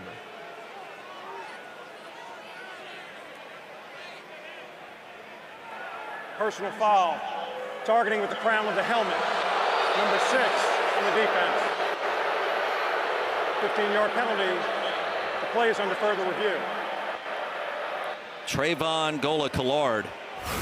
We've already seen Simeon Coleman be disqualified for targeting earlier in this quarter. So we already had our lesson earlier. Okay, targeting with the crown of the helmet. It's that 6-inch radius from the very top of the helmet. To me, that's not crown of the helmet. That's the side of the helmet. He does look like he lowers his head, but he hits Bramer with the side of his helmet, not the crown of the helmet. So that's the difference in a play like this. That contact is more incidental, not intentional, not the crown of the helmet. I wish we had like a voting, like I wish people could vote on, is this targeting or is it not targeting? At times, it feels like it can get to be subjective, but in certain situations where the checklist is complete, you can identify exactly what's happening. And I think in that first call earlier in the quarter, you absolutely nailed it. For targeting on the play. The play results in a first down. And the second sequence, 15-yard penalty will not be enforced. you also nailed. So you're batting 1,000 a day, Sam. We look forward to you continuing that streak in the second half. Did I make the playoffs though? Like, am I with, am I, Aaron Judge, or on the Yankee? Who are we? Who are we supporting, right? The Phillies? What's our team? My team was eliminated. I want them all to lose. First down and 10 for the Cyclones. 61 ticks of the clock left in the half. Playoffs have been exciting. Rocco Becht escapes. Becht into Cincinnati territory. How big is this drive? Obviously needing points, but Iowa State gets the football to start the third quarter. Rocco Becht is his best when things are the craziest. This drive is huge because it's momentum at the end of the first half. Gain of 6. Second down and 4. Hansen the give. And Hansen out of bounds. Cyclones with 1 timeout remaining. Shoved out of the 40 by Logan Wilson. Little thing, but big thing. Smart play by Carson Hansen getting out of bounds. He was about at the numbers. He could have cut it upfield, but he understood there's only 1 timeout left, so he got out of bounds, stopped the clock, and kept time for his offense. Becht has now completed his last 6 passes. In rhythm. Off the spin. Pass Corral to the 24. Next level play. Brings it in. Next level play, sorry about that, Roy, by Rocco Becht. Watch him. He's going to look off the DB.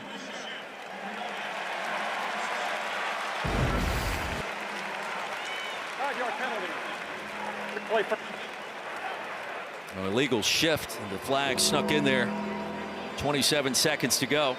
Yeah, he was lined up as a receiver, Roy, lined up out wide, Carson Hansen, and he was looking out to see what the play was, so he motioned in. But things are crazy, right? First and 15, 27 seconds left. Down by a bunch, 1 timeout. Let's see what Rocco Becht has. And remember the kicker, Chase Smith, a walk-on, missed a 35-yard attempt earlier in this quarter. Crossing pattern. And out of bounds, ushered out near the 36, Eskelson. So 14 seconds to go, and Iowa State preserving the timeout as the receiver jumped out of bounds after a gain of 9. It gets really difficult in situations like these because you have a kicker who's a freshman who was a quarterback in high school, right? That's a situation Iowa State has. So Becht straight ahead, now delivers. Last second delivery inside the red zone. Eskelson again. Well, a first down for the Cyclones. 7 seconds to go, a gain of 17. And I believe Matt Campbell will use his timeout here. All right, 7 seconds left.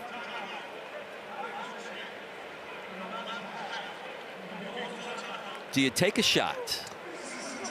I lean no. Generally speaking, here's what I mean by that. Most plays usually take about 7 seconds. So generally speaking, you don't want to take a shot because you might be out of time. But there's 2 situations going on. You have a kicker who missed a field goal, who's a freshman, who's like 3rd string, and you have a quarterback who's smart. So in most situations, I don't. But in this situation, I'd be willing to tell Rocco, hey, man, we got 7 seconds. You got 1 read, throw it or throw it out of bounds. It's just a very, very risky play because most coaches will tell you you do not want to run a play with 7 seconds left because time will run out. And remember, Chase Smith missed his only attempt from 35 earlier today. From here, it would be about a 36-yarder. I wish we could take a poll on that, too. I want the fans at home to be like, what would you do in this situation? I'm taking a shot. You're taking a shot? I mean, field goals aren't going to win a game like this in a comeback fashion.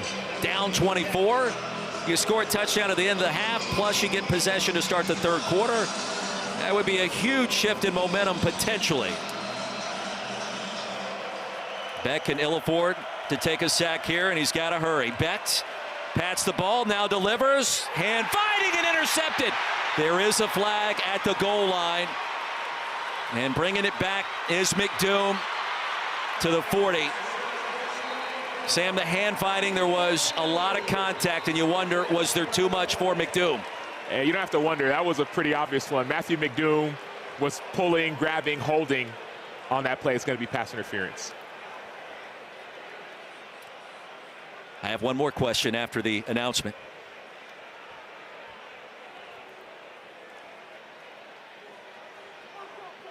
Ooh, I can read lips. He said he pulled him. I was right. So he had to vote again. Meanwhile, an injured Cyclone back towards midfield, needing assistance. Pass interference. Number 0, defense. 15-yard penalty. Automatic first down. The half to be extended for an on-time down. So let's see where the football There's is also marked. a sideline warning on Cincinnati. There is no penalty associated with the warning. So my next question, Sam, one more untimed down at the end of the half. If you're Matt Campbell, he loves to go for it on 4th down. This will have a similar vibe to it, as the football will be spotted all the way down, it appears, near the 4. Yeah, at this point with the momentum, I think you do go for it. You're inside your own 5-yard line. You have an opportunity with a trusted quarterback to potentially activate his legs as well. Good decision. Rocco Beck loves his tight ends in moments like this. Ben Bramer, Gabe Burkle.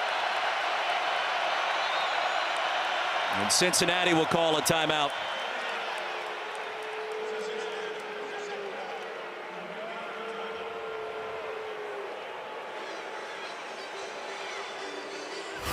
So this play is created by Matthew McDoom, who's in one-on-one coverage.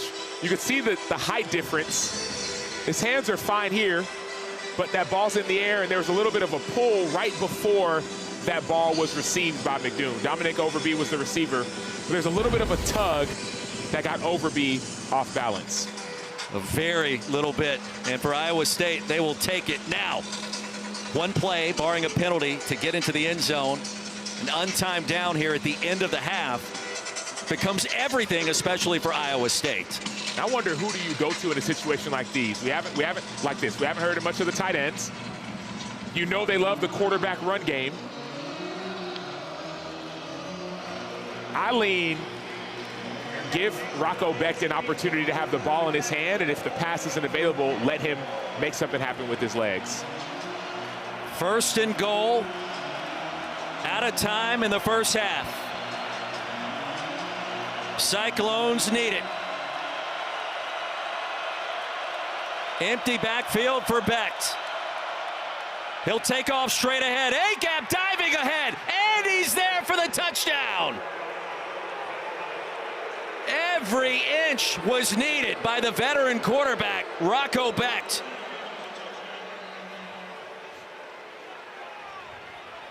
Talk about want to. You got a quarterback, 6 feet, a little over 200, taking on a linebacker, Jack Dingle, in the middle of the hole. They talk about Oklahoma drill. Man, give me Rocco Beck. Sam, how about staying parallel to the ground, hand on the turf, and then reaching ahead towards the goal line? They're going to take a look at it. Of course, every play is reviewed, but nothing we've seen suggests that should be overturned. And the balance, the athleticism. Remember, he left the field earlier in the quarter after a targeting penalty was called on Coleman, and he came back running out of the medical tent, giving his teammates high fives. To have the chance to produce plays like this. That's extension. That's perfection when it comes to a play like that. His elbows off the ground, knees are off the ground, forearms off the ground, but he uses that hand to keep himself elevated to have that ball cross the plane, that front plane of the end zone.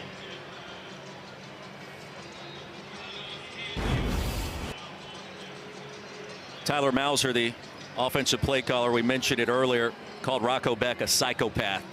He's at his best when the world is against him, when the adversity hits, when nobody thinks that he can do it. Rocco Beck enters the chat and finds a way to produce. Yeah, I talked to someone with the team earlier today on the field, and he said, Rocco is a rock. After further review, the ruling of a touchdown is upheld. The try will be played from the 3-yard line. 61 yards in 6 plays. Keep an eye on the extra point try here. Iowa State with a swinging gate has done some things early in the season. They get the look that they want. And it looks like this time they're actually just going to keep their offense on the field. They're not going to do any of the trickeration. The game has changed. They need these points. Rocco Beck back on as a quarterback. Abu Sama, the running back. And a timeout call before the snap.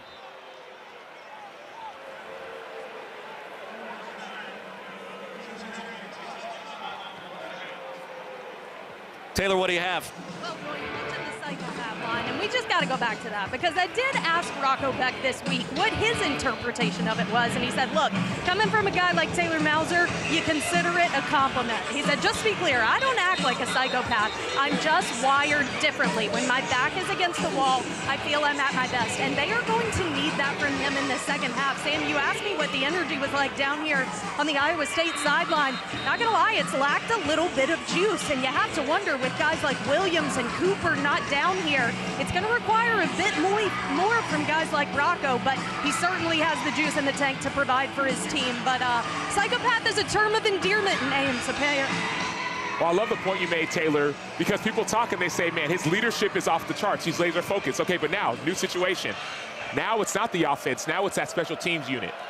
I heard it may be a pass to the right. Let's see if they kept it. They will snap it, and they'll send it backwards. There's the pass. And in the back corner of the end zone, corralled for the 2-point conversion. It's Ben Bramer from Major Cantrell on the final play of an incredibly entertaining first half. It's now a 2-score game.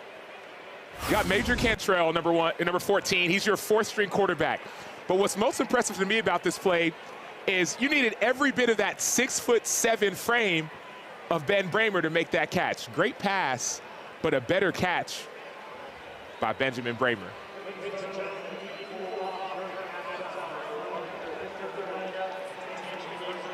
At 31-15, a 2-score game at halftime. And our first 30 minutes dominated by Cincinnati. The second half should be sensational. Right now, let's send you to the Voya halftime report. Kevin Connors, Trevor Matich, gentlemen.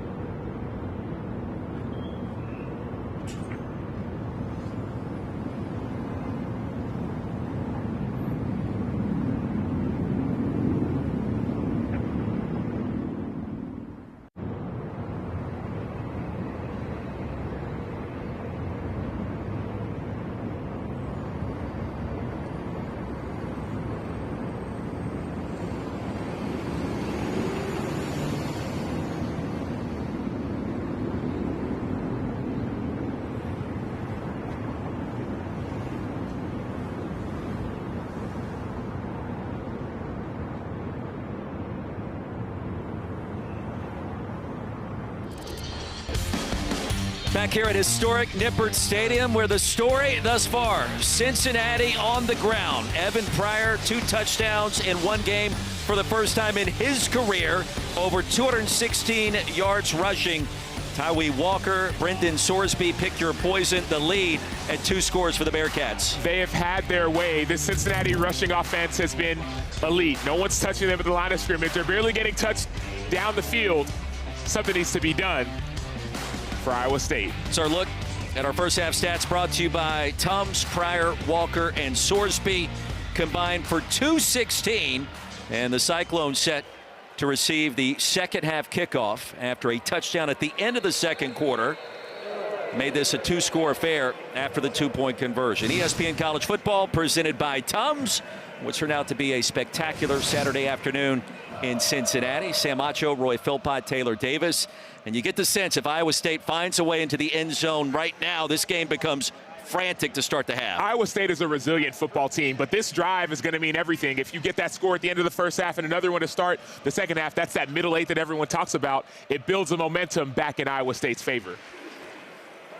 Now Rocco Becht left the field after a targeting call in the second quarter. Raced into the medical tent. And then, Sam, I believe he thought he was cleared to go back on the playing surface before he realized he wasn't. He was on the field. Matt Campbell said not so fast. And he brought back in his backup, Alex Mansky. But now to start the third, Becht is ready to roll. Undefeated Iowa State on the road. Well, they fake the run. The pass is dropped by Sama. Abu Sama in the seam was open. That was a next level play call. There's been so much quarterback run, quarterback power. That exact play Iowa State ran earlier, and off the quarterback power with those 2 pullers, they had Sama running wide open down the seam.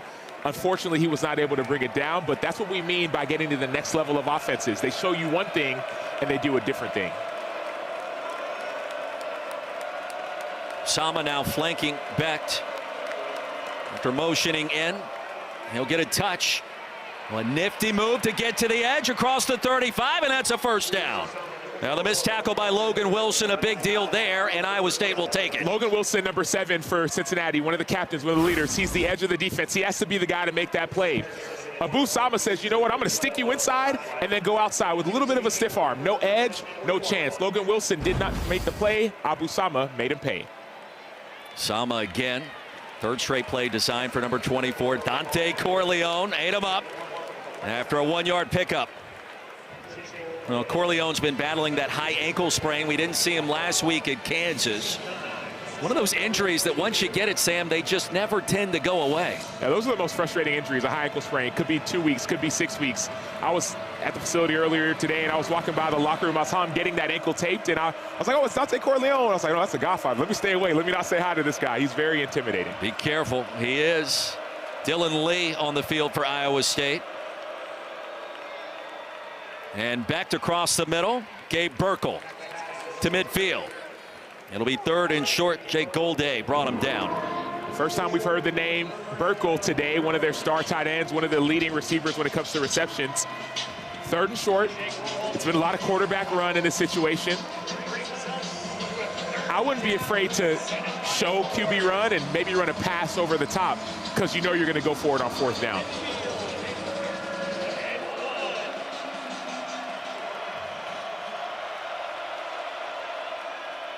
Becht will keep it and get crunched. Needed a yard, he'll pick up 2, and that'll move the sticks. Now Rocco Becht, always an exciting player, a veteran quarterback with his 33rd start today. And this was the play, the targeting foul. Coleman was disqualified to the medical tent, then back out. He wasn't cleared yet. They put him back on the field, and then on 1st and goal with no time left on the clock, Becht on an untimed down reaching the end zone. What could be the play of this game if Iowa State gets back in it. Time. Sails one deep, and the pass will be deflected by Golday. Now Golday read that one beautifully, otherwise it's a 1st down. That was a great play by Jake Golday. So you're a curl flat player, meaning you need to be about 12 to 14 yards. Look at him at the edge of your screen. He has to get depth, and watch, he runs perfectly in unison with that tight end. He initially played the run, which is your initial responsibility, but your job as a curl flat player is to get depth. And so Golday getting depth made that play. Tyson Veit told us he's unbelievably fast and furious. Jake Golday. 2nd and 10. Busama to the 45. Monte Whedon stopped him after a gain of 3. It's going to be 3rd and 7. Did he really say it like that, like fast and furious? Or was it furious and fast? That's like a movie reference, you know what I mean? Like, I was like, he's furious, but also fast. Tyson Veit is very savvy.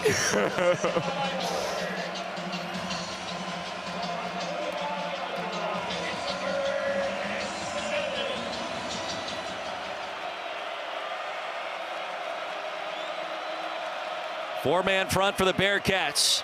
Beck heaves it, pass, corralled. That's a first down. Xavier Townsend inside the 30.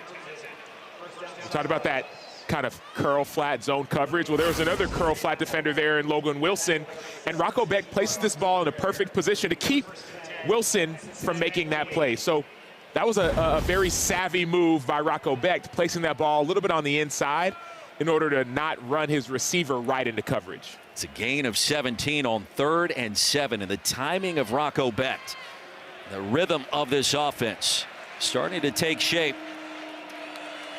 Townsend in motion. Busama. Gain of 1, that's it. Micah Coleman met him right at the line of scrimmage. Roy, one thing I expect this offense to do is to go back to a play like that, but instead of giving it to Sama, run action back to the left side. Why? Because Cincinnati's defense, they played that play, but there's a second part of the play that is available to be made. So as coaches are up in the booth, they're watching what defenses do. Yeah, it looked like a win for the defense, but the next level is going to be available. Bramer motions out, bottom of the screen for Rocco Beck. Loves his 2 tight ends this season. And sitting down is Gabe Burkle. Now the pass is incomplete. Now 3rd and 9. No, Iowa State, the only team in the country that has its top 2 receivers both playing at the tight end position, and now Nippert Noyes returns.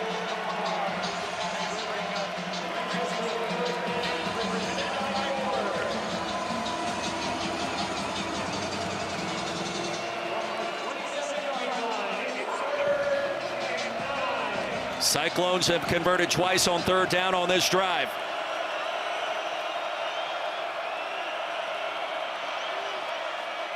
And here's Beck, long throw. Townsend inside the 25. Stopped by Harrison. The 4th down and about 6, trailing by 16. And I expect the offense to stay on the field, mainly because they have a kicker situation, a kicker who's a freshman, who's a walk-on. Their starting 2 kickers are injured. So it's not just because of the points, it's also because of the personnel. 0 for 1 on 4th down today. Perfect this season before this game today.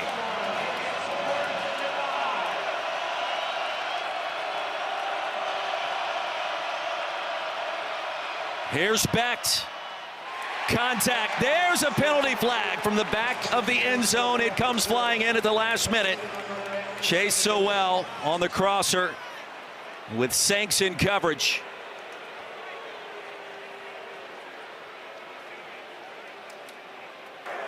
Holding. Number 6, defense. 10-yard penalty, automatic first down. Goal of Collard. So you see it right in the middle of your field, and that's what the backfield judge is looking at, that holding of the hip. The holding of the hip, that was actually number 9, Jaquan Sanks, who held him. He's a star, middle of the field. Roy, you got it right. That's what the referee saw. So as a DB, you got to make sure your hands aren't on those hips when the receiver's coming out of his break. 1st and 10 from the 13-yard line. Cyclones with a touchdown and a 2-point conversion, potentially. Make it a 1-score game. Flag comes in. Whedon makes the tackle. And Sama just keeps driving those legs. Impossible to bring down. Uncharacteristic of Iowa State today with the penalties. Illegal formation. 5 players in the backfield, offense. 5-yard penalty, Replay first down.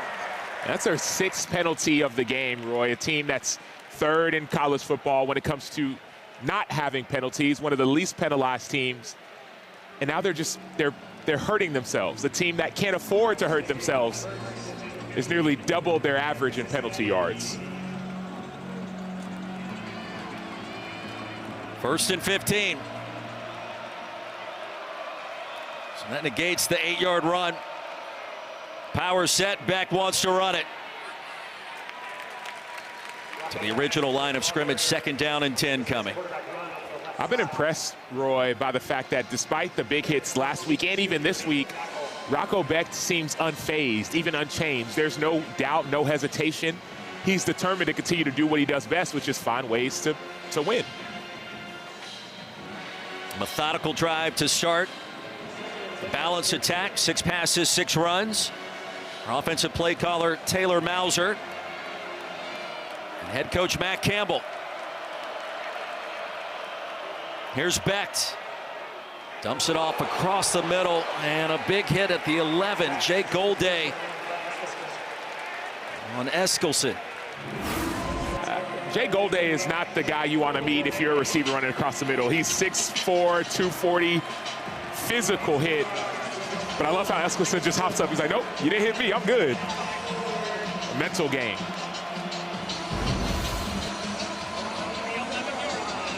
Third down and 8. Cyclones 3 of 7 on 3rd so far.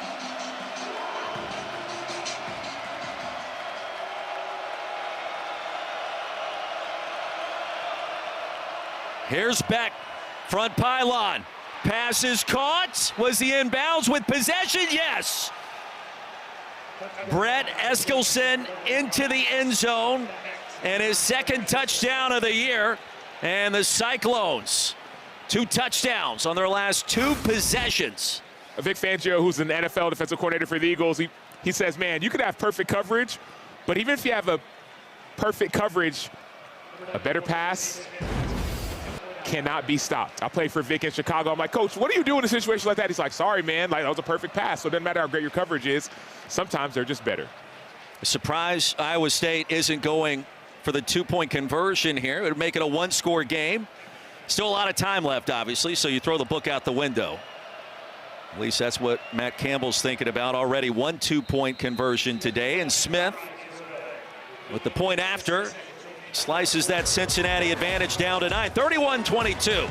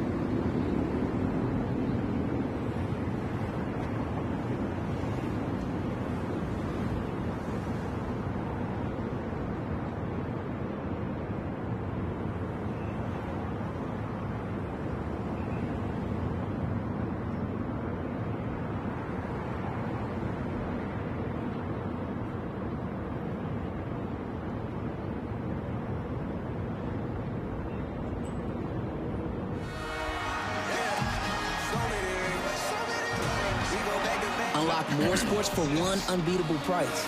Get unrivaled coverage all year long. Introducing the new ESPN Fox One bundle.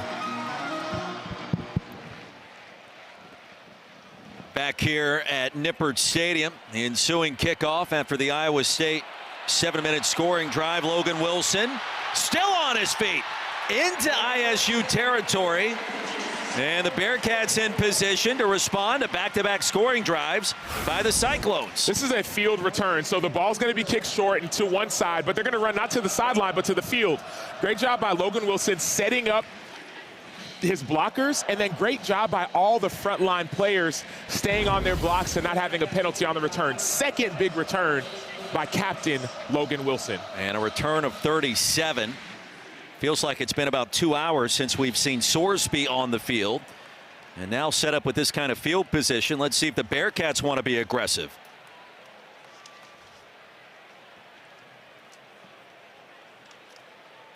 Evan Pryor in at running back, quickly corralled.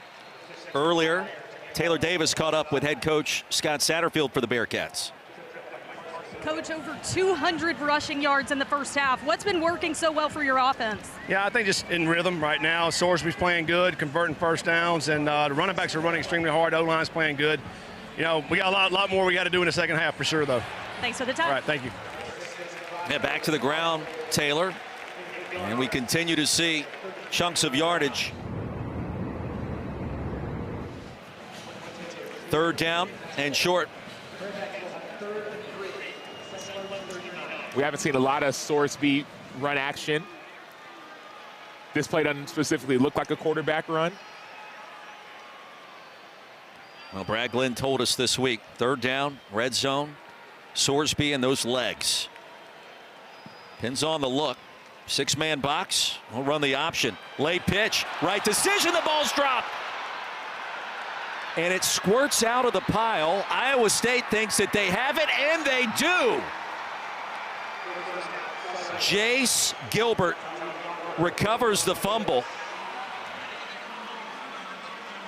Sam, the pitch looked to be on point. It was dropped at the last minute on a play that should have been a first down. The Bearcats turn it over for the first time today. Big Mo is shifting. Momentum looks like it's leaning in Iowa State's favor. Turnover, Iowa State football.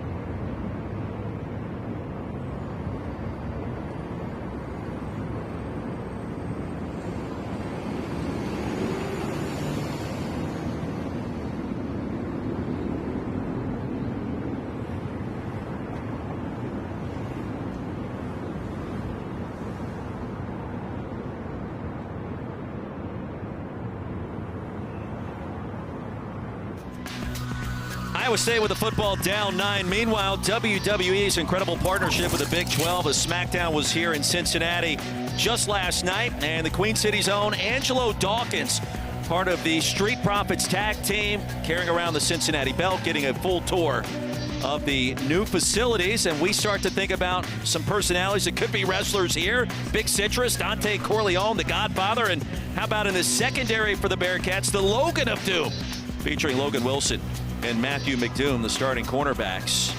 Tremendous partnership between the Big 12 and WWE on full display this entire weekend here in Cincinnati. Sam Acho, Taylor Davis, Roy Philpott. Cyclones get it back.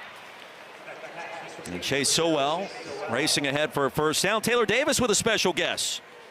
I'm here with WWE star Angelo Dawkins, part of the prolific tag team, the Street Profits. Angelo, back here in your hometown, how are these Bearcats embodying Cincinnati toughness? I mean, dominating the trenches first and foremost on both sides of the ball, which they doing. Running over people as we saw earlier. And, just keep scoring touchdowns and stopping them. You know what I'm saying? That's how we do. UC Bearcats, baby, let's go. Bring that smoke. There you have it. Start Minecraft and bitch Fortnite. Fortnite sucks right now. Taylor, thank you. Second down and 6. Angelo was here 2 hours before kickoff, igniting this crowd at Nippert, who right now are on their hands after Iowa State back-to-back scores, 2 touchdowns, firmly back in this contest. Chase Sowell dancing out of bounds in plus territory to the 36. Well, Sam, how much fun has this been? Angelo Dawkins in the house, and now this comeback by the Cyclones, an undefeated team out of the Big 12 in the top 15. I'm not worried about Angelo, man. Oh, Street Profits. I feel like we could take him, man. Speak for yourself. You're not with me, bro. That's all you. First and 10. And on the jet sweep, Sama stays on his feet. And don't forget WWE Crown Jewel live from Perth in Western Australia next Saturday, October 11th at 8 a.m. Eastern. Catch it all.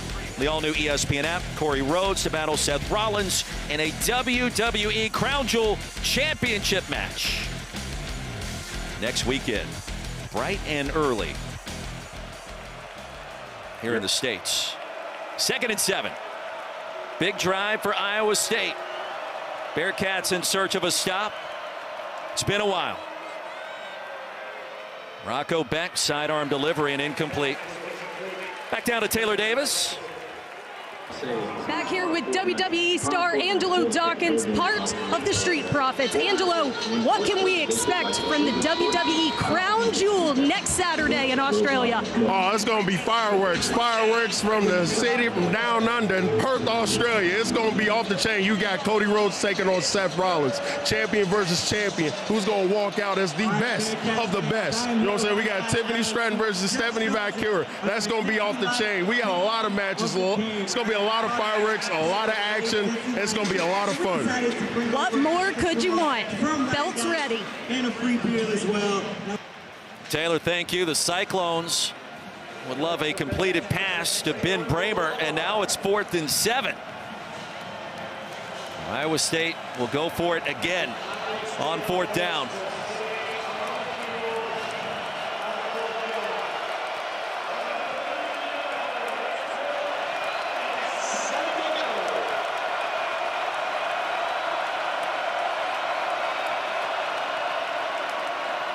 Becht buys a little bit of time, flings it incomplete.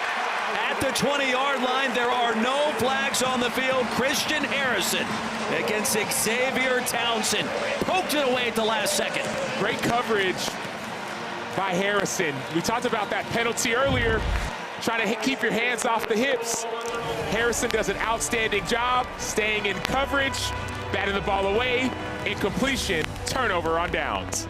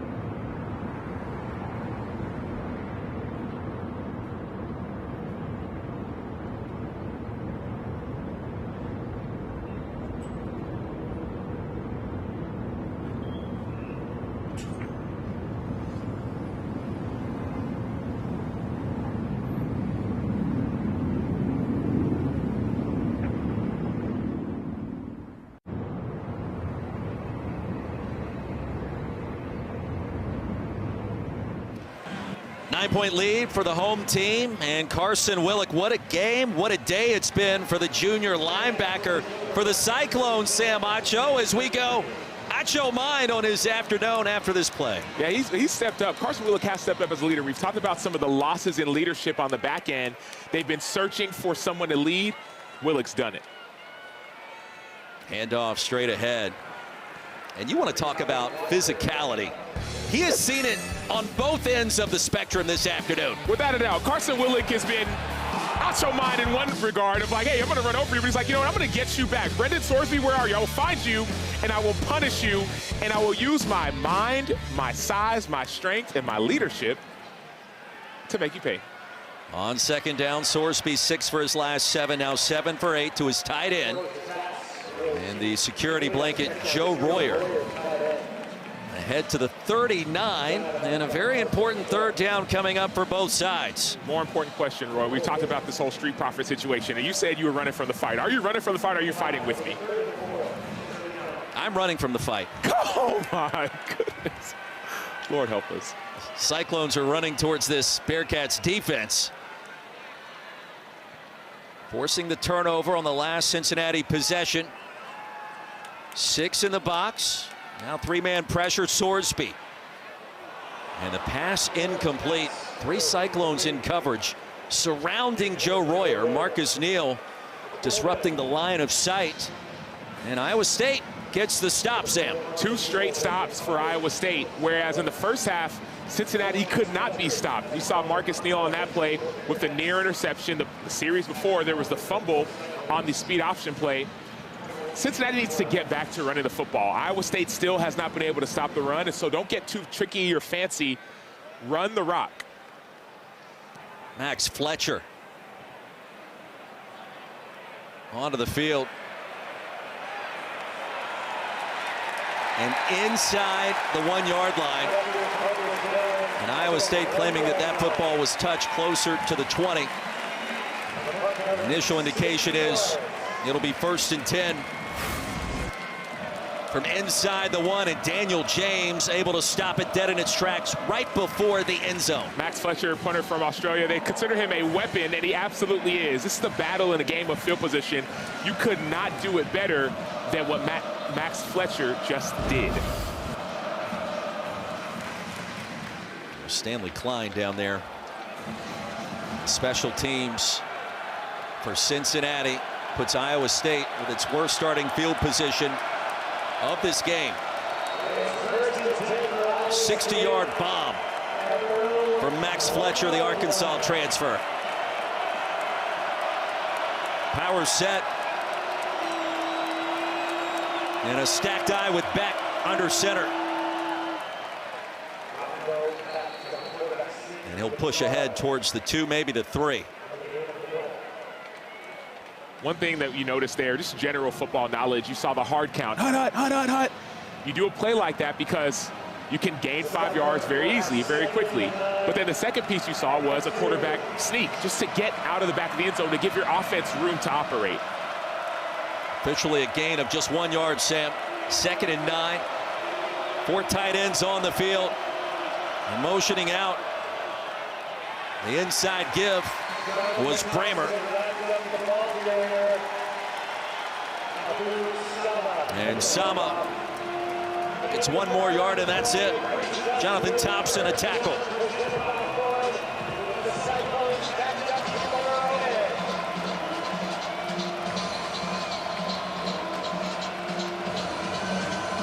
And for the first time in a long time, this crowd at Nippert back on its feet.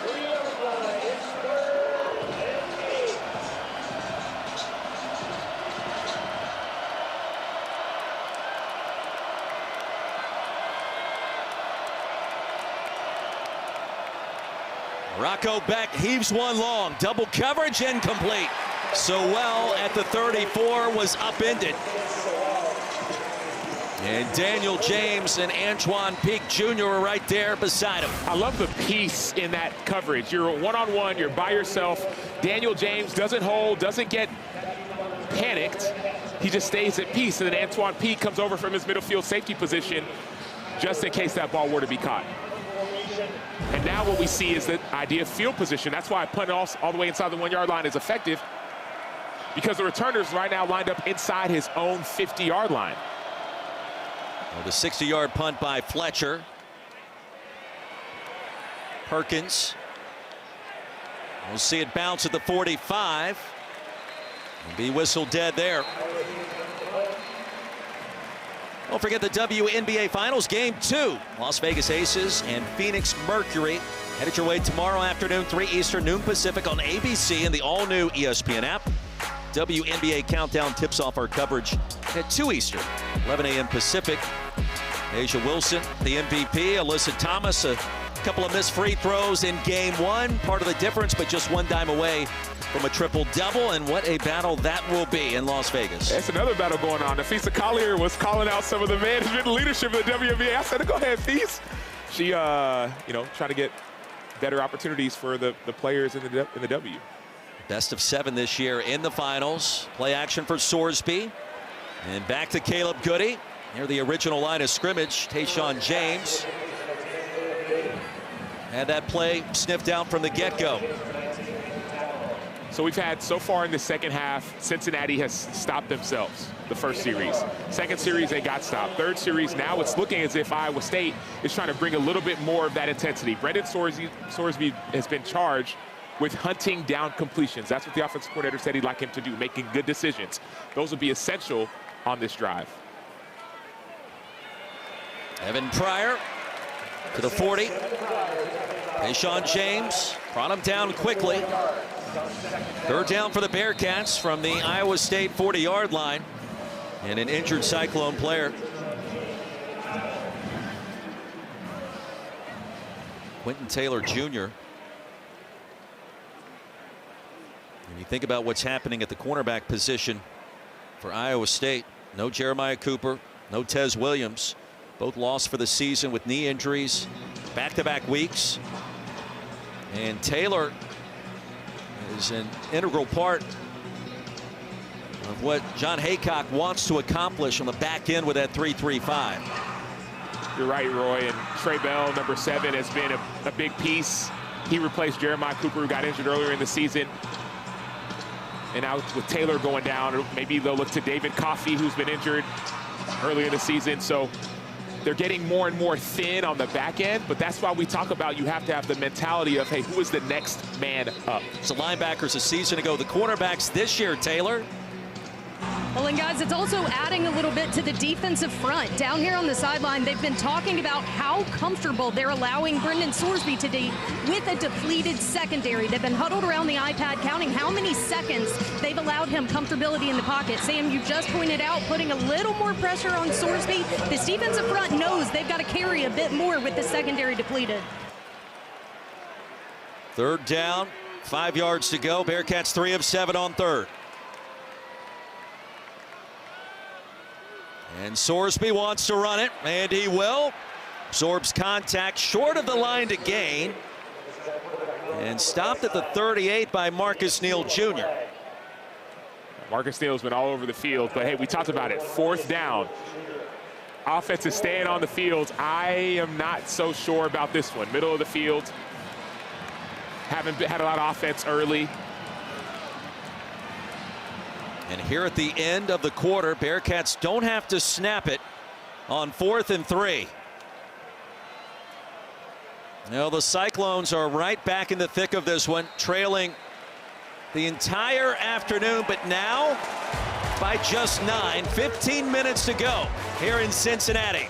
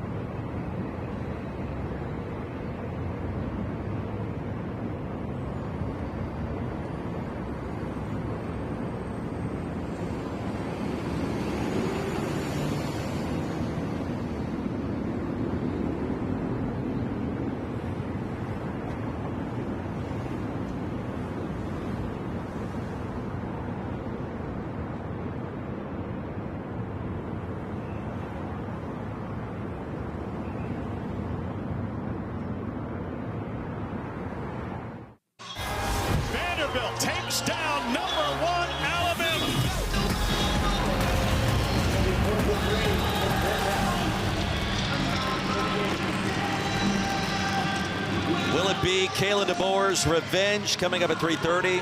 SEC on ABC. Nothing fluky about Vanderbilt's win at home last year against the Crimson Tide. We start our fourth quarter with 4th and 3 for Cincinnati, leading by 9. All day for Sorsby. Now heaves one deep. Man-to-man coverage. Out of bounds. Incomplete. And there is a penalty flag on the near hash. David Coffey, who just checked in, was trying to cover Noah Jennings. 3 injured Iowa State cornerbacks. 2 coming into the day, and 1 more with Quentin Taylor going down moments ago. Big call here.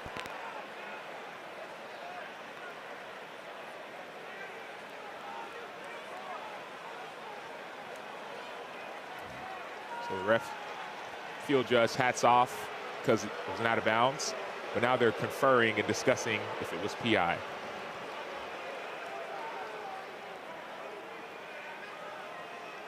The offensive receiver went out of bounds on his own, losing his eligibility. By rule, there can be no foul for pass interference. Before there is no penalty, the pass is incomplete. The ball will go over on downs. And you saw the hat go off, indicating what was going on in real time. David Coffey, you see there's going to be some of the contact, but the receiver steps out of bounds. Though it was announced that he went out on his own. Well, the hat comes off from the field judge right as that ball arrives and right after that foot tapped out of bounds, Sam. Game of inches. A massive sequence on the first play of our fourth quarter. Just 8 seconds in, the Cyclones get it back. Undefeated, ranked in the top 15. They have not led in this game. Abu Sama corralled near the 40. Important to note that we have not seen Carson Hansen in this second half, and Hansen has put up solid numbers this season, over 300 yards rushing. It's been Abu Sama, and Hansen appeared to be banged up at the end of the half on that interception that was nullified by a pass interference call. But we've seen Abu Sama this game, even in the first half, have a huge impact, and so now a lot more of that load is going to be on him. And Sam, you wonder too, is this the moment where the tight ends start to come more into play for Iowa State? And Beck on 2nd and 7 sends it out of bounds. And Burkle and Bramer were both in the vicinity. He was running out of real estate. 3rd and 7. Another critical 3rd down. It seems as if Rocco Beck has been in this position all half long, and there's that crowd again trying to get the offense out of rhythm.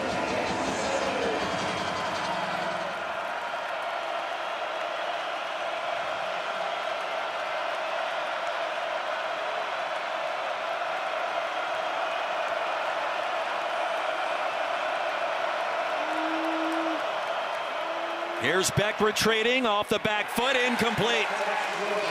Bramer was the intended receiver. He was falling down, a defender right over the top of him. And a penalty marker comes out on the far side late.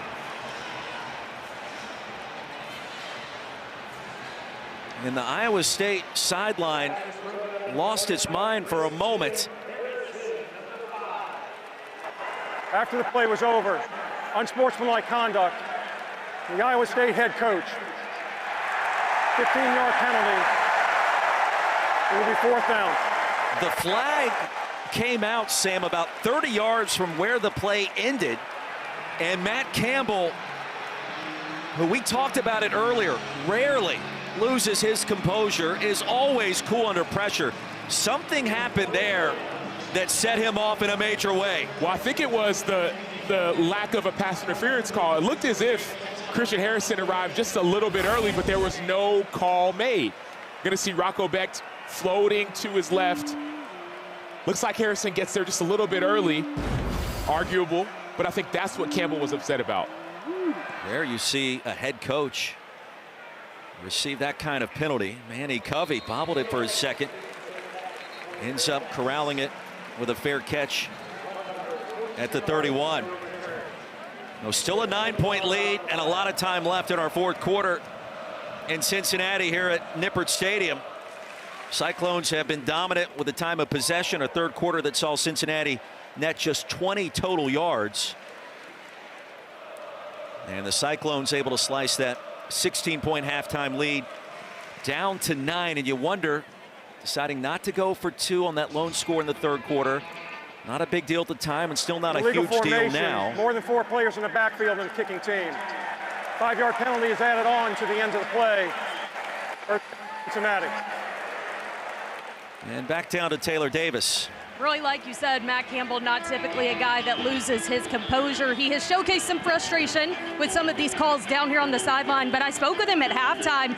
He seemed agitated then. He couldn't get in the locker room fast enough to talk with his guys, and he told me it was because we are a program built on details, and we have completely gone away from the details in this game. It's not so much about trailing, it's the way in which they've been trailing. Yeah, those infractions. We talked about the 7 penalties for 55 yards. Not something that you see in Ames that often, or here on the road. There's another punishing run. Tyree Walker into Iowa State territory, and Carson Willick on the wrong end of that stiff arm. Here comes a flag. And Carson Willick is just receiving this physical hit from Walker again. It's like he's searching him up and saying, okay, where is Willick? Boom, I found you. But it looks like it's going to be going back. Personal foul, illegal block below the waist, number 56 offense. 15-yard penalty, replay first down. Now, second penalty on DeAndre Buford today, starting right tackle for the Bearcats. That's a huge call.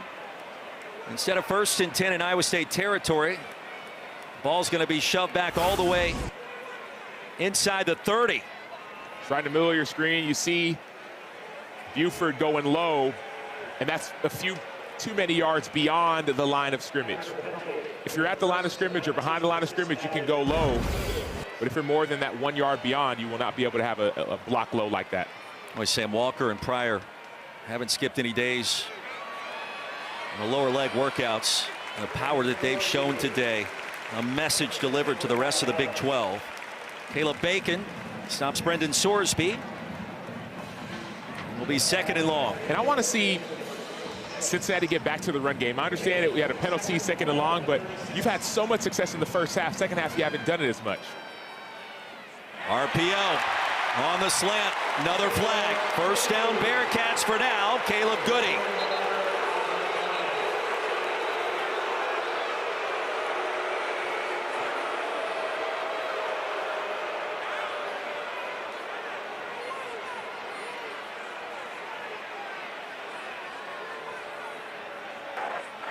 Ineligible receiver downfield, number 53 offense.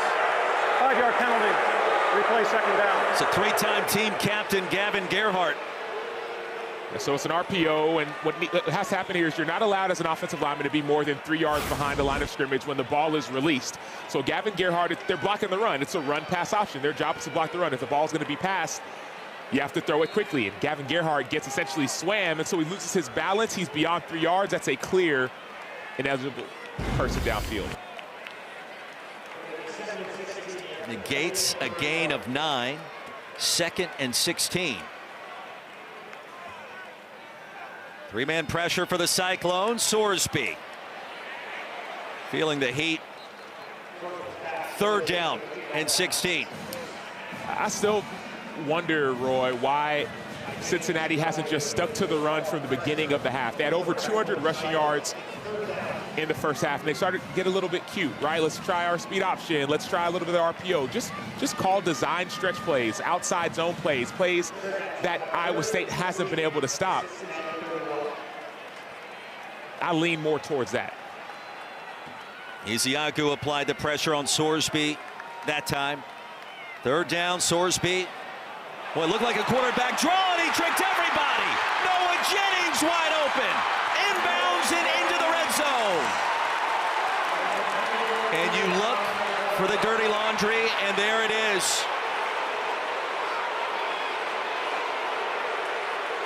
Way back at the 38-yard line.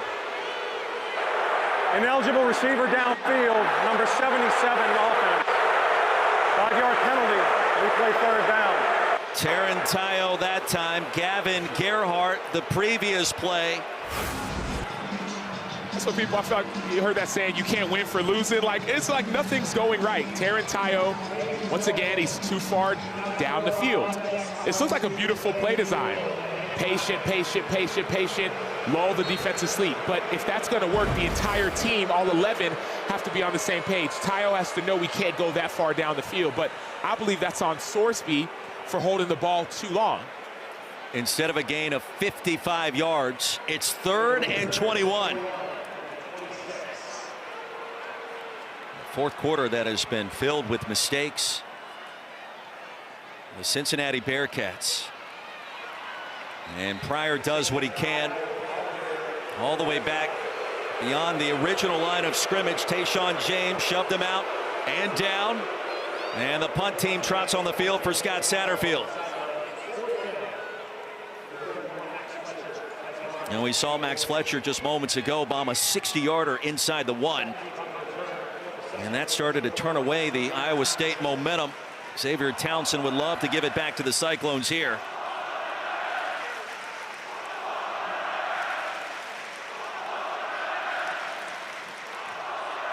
And Fletcher straight up in the air.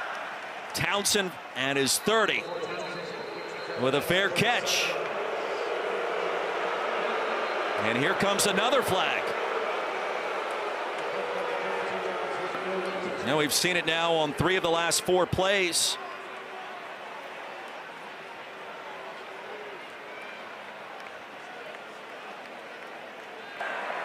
Illegal formation, 5 players in the backfield and the kicking team. 5-yard penalty will be added on to the dead ball spot. First down, Iowa State. Well, a feisty Nippert Stadium. Not happy as Iowa State gets the football back, still trailing by 9 after this.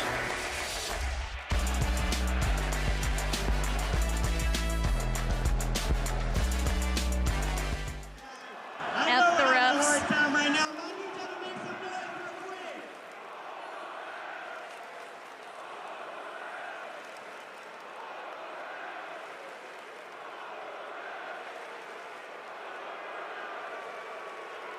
Tell Bill we jinxed it.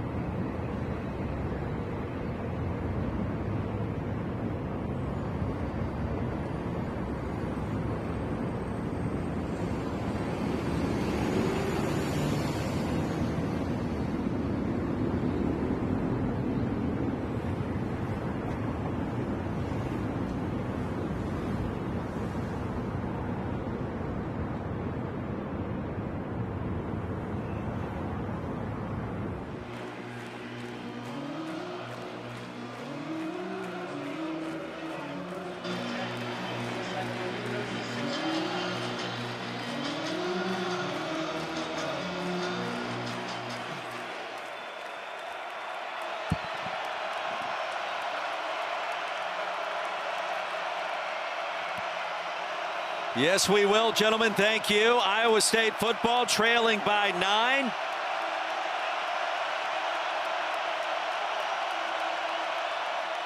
And Rocco Beck back to the air. Long throw. Pass is caught. Hauled in at the 40. And another penalty flag comes in late. Logan Wilson bringing down Sama. And it's been a penalty fest against the Bearcats the last 5 minutes of this game. The game's gotten sloppy on both sides of the ball, both Cincinnati side and even Iowa State with that Matt Campbell penalty. The third quarter and going to the fourth, it's been a lot of dirty laundry.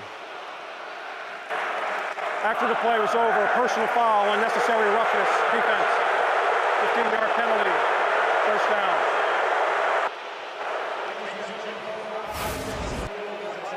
So Logan Wilson's going to come up and make the tackle, driving him back.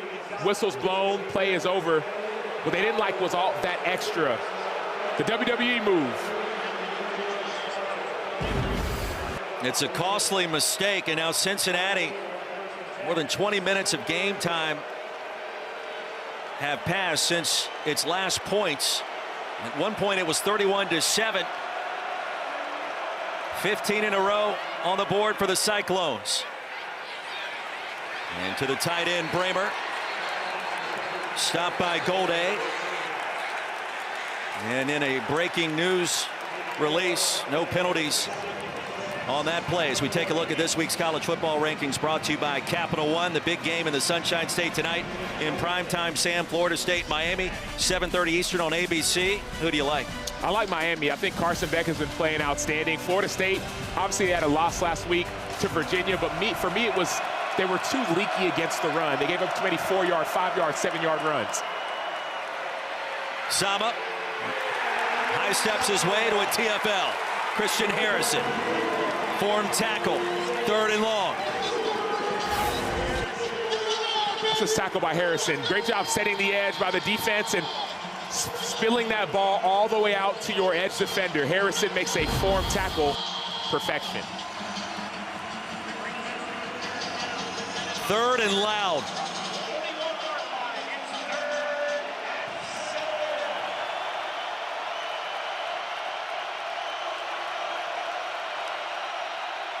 Becht has a man, incomplete.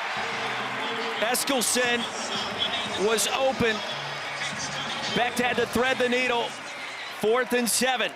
Yeah, and he just stumbled out of his break. That was a double move. It actually was wide open. It wasn't an overthrow by Becht. It was a stumble by Eskelsen. But now we got 4th down. And we talked about Rocco Becht this entire game of his calmness when things get crazy. But if I'm Cincinnati and I'm the fans, I'm bringing the noise. I'm trying to get as much pressure on Rocco Becht as possible. I'm not saying bring 5 or 6. I'm saying Dante Corleone and company call some pass rush games and make them uncomfortable. Cyclones need 7. Becht delivers. Pass is hauled in at the 25. Xavier Townsend, first down, Iowa State. Big time play. That was a big time play. 4th down, 4th and 7. You're down by 9. You know your quarterback needs you.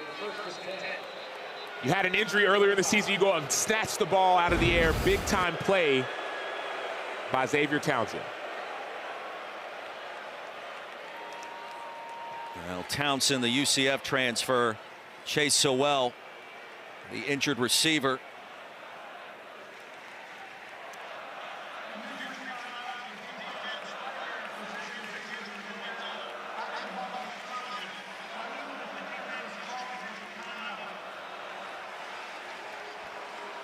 I think he means the offense. I was going to say that is an updated addendum to that rule I was not aware of, but that makes sense. The injury comes after the ball is spotted. Automatically the timeout is charged. A new point of emphasis for this season is trying to avoid the fake injuries when the team's going hurry up and then offensive player or defensive player, whatever reason, usually it's the defense, will try to say I got a hamstring or something. Now this situation is different. The offense just made a huge play. This is not fake, but the rule simply states that if a player presents as injured after the ball is spotted by the official, then that team is charged a timeout. Now Sewell coming off the performance last week, 4 catches for 146 yards in the resounding victory against Arizona. Really his breakout game. Was banged up in preseason camp. Sam, you mentioned it earlier. That kind of hurt his development and his rhythm with Rocco Becht early part of this season.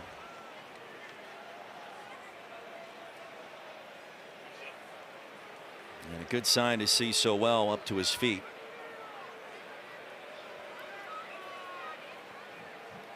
Let's take a look. Player Spotlight today brought to you by Tecovas and Rocco Becht. Well, it was this play here at the end of the second quarter.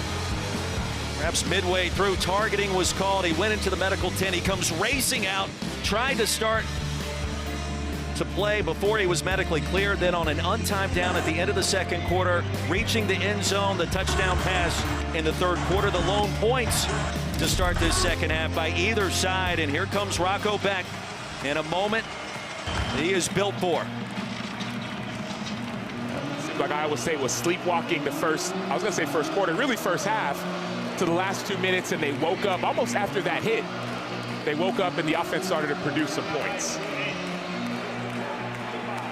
Down 3 cornerbacks on defense, the Cyclones. Also without Carson Hansen for this second half, the running back. Abu Sama into the red zone, barrels his way to the 18.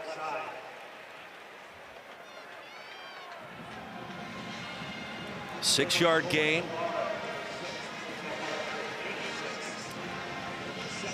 Rocco Becht, the Pop-Tarts Bowl MVP a year ago, the Big 12 Offensive Freshman of the Year 2 seasons ago.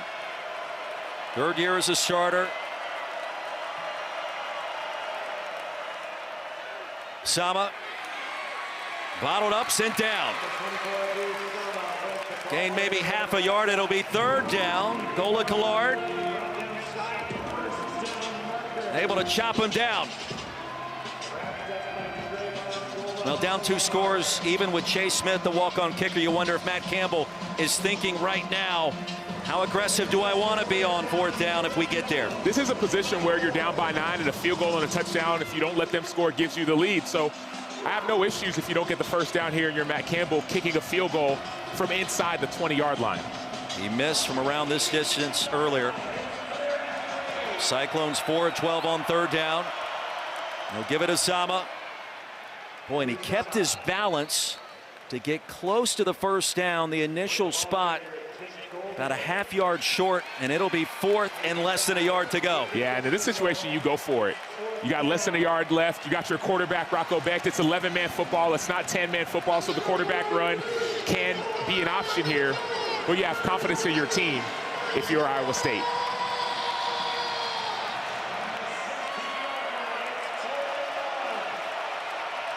Becht under center on fourth down. Right through the A-gap and needed to get to the 15. And it all comes down to the spot, Sam. We had one official. He indicated that quickly, and the Bearcats defense with a massive stand.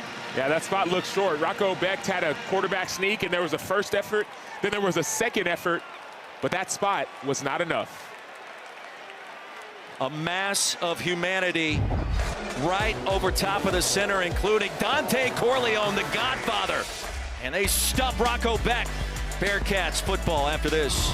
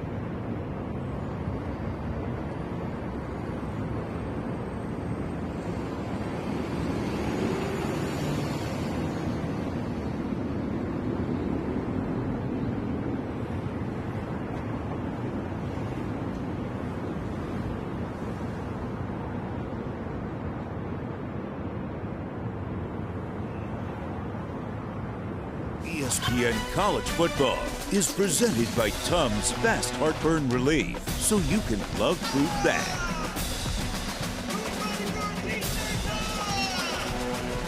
Back here in Cincinnati, Brendan Sorensen and the upside-minded Bearcats with a 9-point lead, nearly halfway home in our fourth quarter.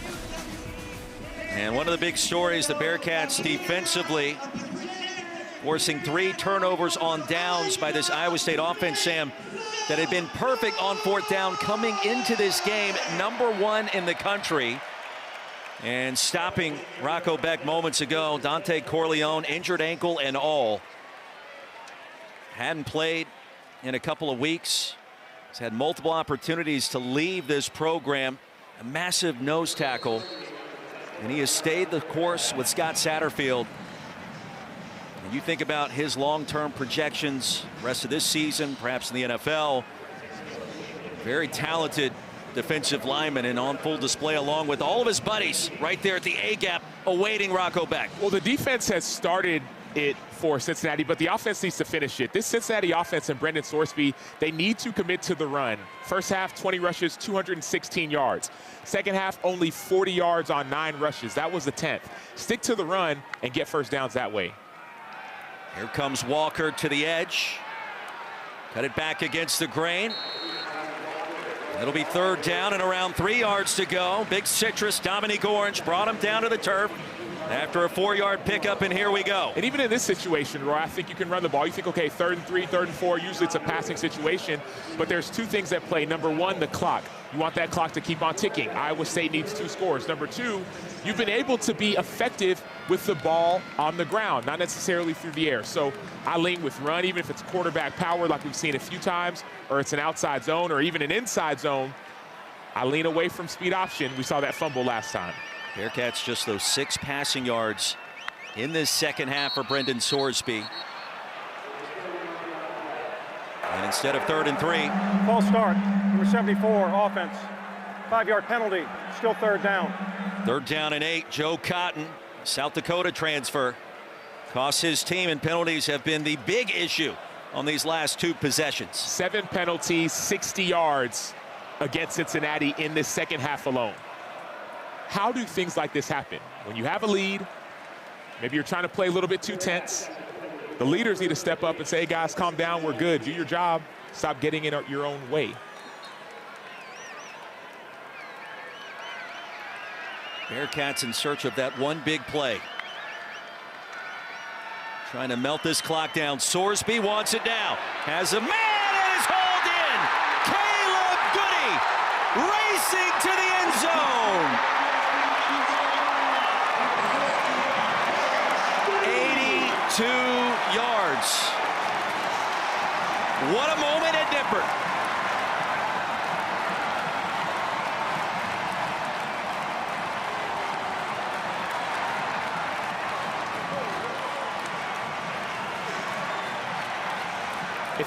If at first you don't succeed, just try it again. They ran this exact same play successfully, but it had a penalty. Caleb Goody, he's one of the fastest receivers in the nation. You're seeing the speed, the transfer from Colorado State. 6'1", 178. No, he's not the biggest guy, but he's a fast guy.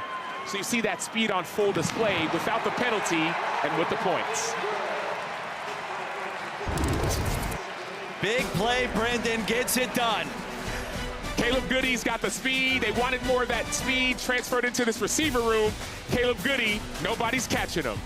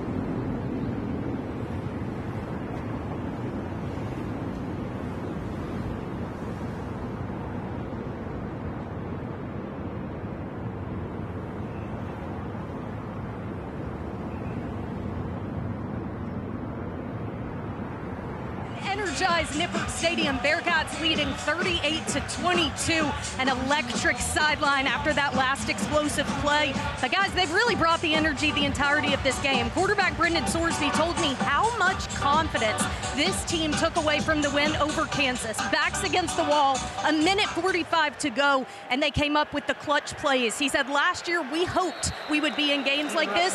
This year, we believe it. Certainly the evidence on the field as we check in again with Kevin Connors back in the studio.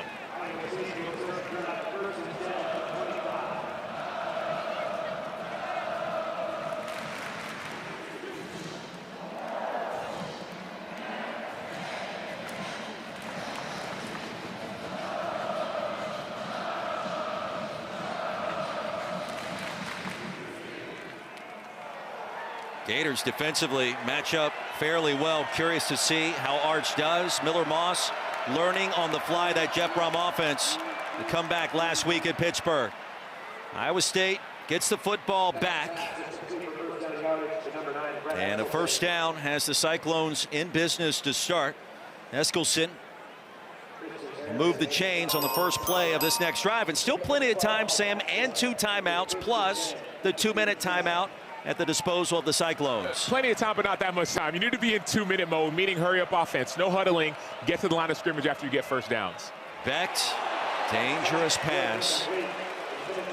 Chase Sowell with Jake Golday crashing down, and he read that play. He read the eyes of Rocco Becht. Nearly clinic film by Jake Golday. So his job is to cut underneath this route. So he sees the route, he cuts underneath it. They call it undercutting. So if he would have just kept his feet instead of dove, maybe he could have intercepted it. Great job by Golday.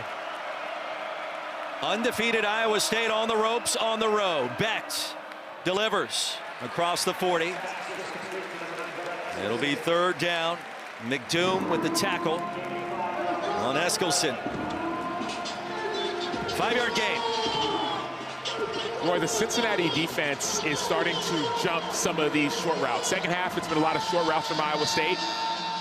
Now would be a great time to consider a double move if you can have the protection to make it happen. They had it earlier with Eskelsen. He slipped out of his route. Corleone checks out on 3rd down.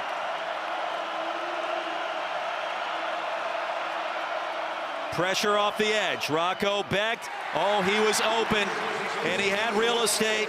Eskelsen, the throw came in a little bit behind him. It's 4th and 6. Another available route that was thrown behind Eskelsen. Yes, he is one of the fastest players on the team, but Rocco Becht has to be able to put this ball out in front of Eskelsen. Now it's a critical 4th down. Now's not the time for thinking double move. Now's the time just to get 5-6 yards, really 6-7 yards, and get a first down. 1 of 4 today on 4th. Gotta have it for the Cyclones here.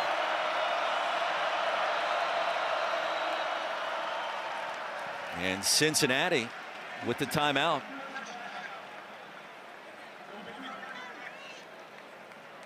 And we saw this at the end of the first half where the Cyclones cashed in. Coming up, 3:30 Eastern on ABC and the all-new ESPN app. 10th-ranked Alabama hosting number 16 and undefeated Vanderbilt. Diego Pavia in town. Vandy at 5-0 for the first time since 2008. Then in prime time tonight, the Sunshine State rivalry returns. Number 3 Miami, 18th-ranked Florida State from Doak Campbell. And meanwhile at Bryant-Denny Stadium, T-Town, Tuscaloosa, it is packed and it's going to be loud. Diego Pavia has been talking a lot before this kickoff, and he should, given what happened last year in Music City. We will see if Ty Simpson has a response protecting his home turf today. I just want to see if 6'7", 359-pound Caden Proctor, number 74, left tackle for Alabama, is going to catch another pass in the red zone and maybe get in the end zone this time. After the timeout, 4th and a long 5.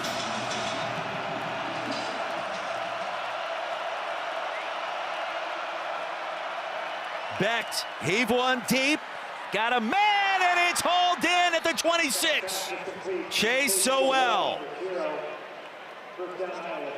Boy, he accelerated into that reception. and caught up with a pigskin at the exact right moment, a gain of 31. Clutch. That's the only way to describe that play. Empty backfield, Iowa State utilizing tempo, back goes down. Jalen Hunt. 4th and 6. You could go short, but they instead go deep. Chase Sowell, the transfer from ECU. He knows he's one-on-one on Logan Wilson. They believe in their matchup. They like their one-on-one. The 6'3", 210-pound redshirt junior from Humboldt, Texas. Big-time play. Remember, he required assistance off the field just moments ago in what appeared to be cramps. And back on the field there to pick up 31. And meanwhile, Jalen Hunt remains down at the 35. And so with 4:08 to go, 2nd and 14 for Iowa State. And the temperatures here in Cincinnati today hovering in the lower to mid 80s. You were on the field pregame, and already at 11 a.m. local time, with the sun blaring right down, it felt much warmer than that. It didn't feel like lower to mid 80s. It felt closer to 100. Mind you, I had a suit on, but I'm not running around like these guys are, and it wasn't 2 p.m., whatever time it is right now, 3 p.m. The heat down on that field can get players a little bit more fatigued, especially in the 4th quarter. This is when the conditioning you do in the offseason, the drills that you do, the mindset, the running, all those things matter for a situation like this, whether you're on offense or on defense. This is critical time for both teams. Trailing by 2 scores, the Cyclones would need 2 touchdowns and 2 two-point conversions. With 4 minutes to go. Shot down is Bramer by Logan Wilson. They need to speed it up a little bit more, Roy. I understand you feel like you have time, but you don't have that much time. There shouldn't be any walk into the huddle. I get it. The clock stops at the 2-minute timeout. The clock stops after first downs within 2 minutes, but it's 3rd down. It's a critical play. You got to get first downs and get to another possession to score. Gain of just 3. Look who's coming back on the field. Number 2, Dante Corleone, right in the middle, right over the football. Watch him communicate. Let's see if he communicates to his defensive linemen on what they're going to do.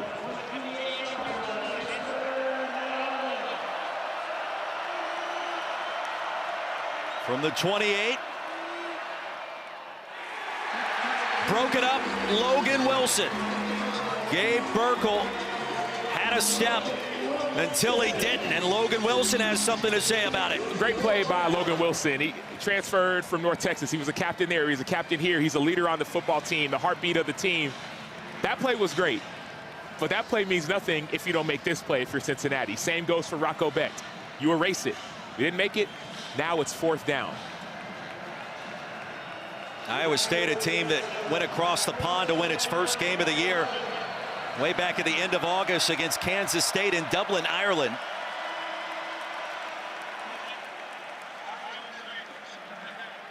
And Matt Campbell, while frustrated with what his team has done today, took a lot of pride in how his team has bounced back and continued to win after that trip over to Dublin. Let's check in again with Kevin Connors, KC.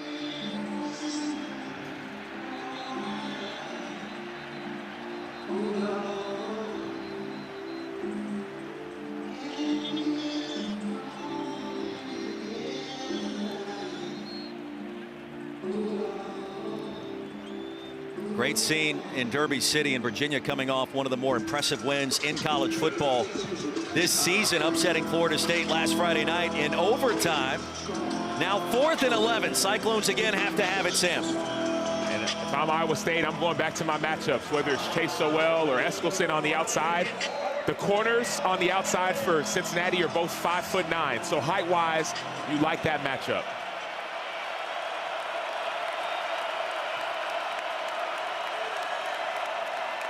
And here's Rocco Becht again. He's got some time. Fires a strike. That's beyond the line to gain. Here comes a flag. Let's see where they spot forward progress. It's enough for the first down. Chase Sowell came back to retrieve it. So on 4th and 11, Sowell picks up 12. Personal foul, face mask, number 6, defense. Half the distance to the goal line. Automatic first down. So Chase Sowell is going to be on the outside, tries to get rerouted. He sits, settles, and this is that second play. Gets it, and then you see that face mask grab at the very end. Well, if you're Matt Campbell right now, you're trying to figure a way to get your team in the end zone. You got 4 downs to do it on 1st and goal, but you're also thinking about your 2-point conversion and the best play you have that you haven't dialed up yet this season in the playbook. But time is more important. You might have 4 downs. You don't have that much time. You have 4 downs, you got 3 minutes. So you need to get it in and get it in now. Becht thought about running it. Now is sandwiched out of bounds. Jay Golday. Yeah, it could have been. Looked like there could have been a holding on the offense with that pump fake, and then look, you see Golday at the end. I love Jonathan Thompson just staying off, saying, "Hey, nope, you're going to penalize me. I'm good. Hey, It came in the last minute. Hey, it's not going to be me, coach." That clock's still running, still ticking. So Cincinnati's 3.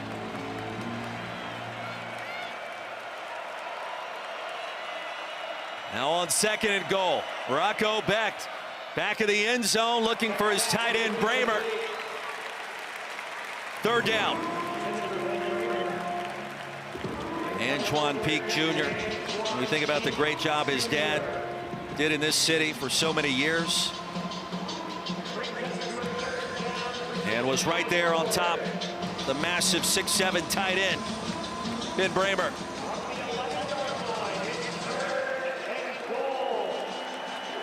So you talk about number 18, Ben Bramer, the 6'7" tight end. In the red zone, another option is to throw it up to one of those tall tight ends. Bramer or Burkle. Power forward playing wide receiver. Bearcats show pressure. Beck senses it. They'll set up the screen. Eskelson inside the 5. And let's see if the Cyclones try to run another play on 4th and goal before the 2-minute timeout, and they will not.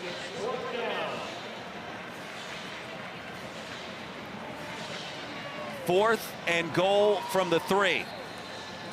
After the 2-minute timeout. Timeout. We'll take a break and take a breath.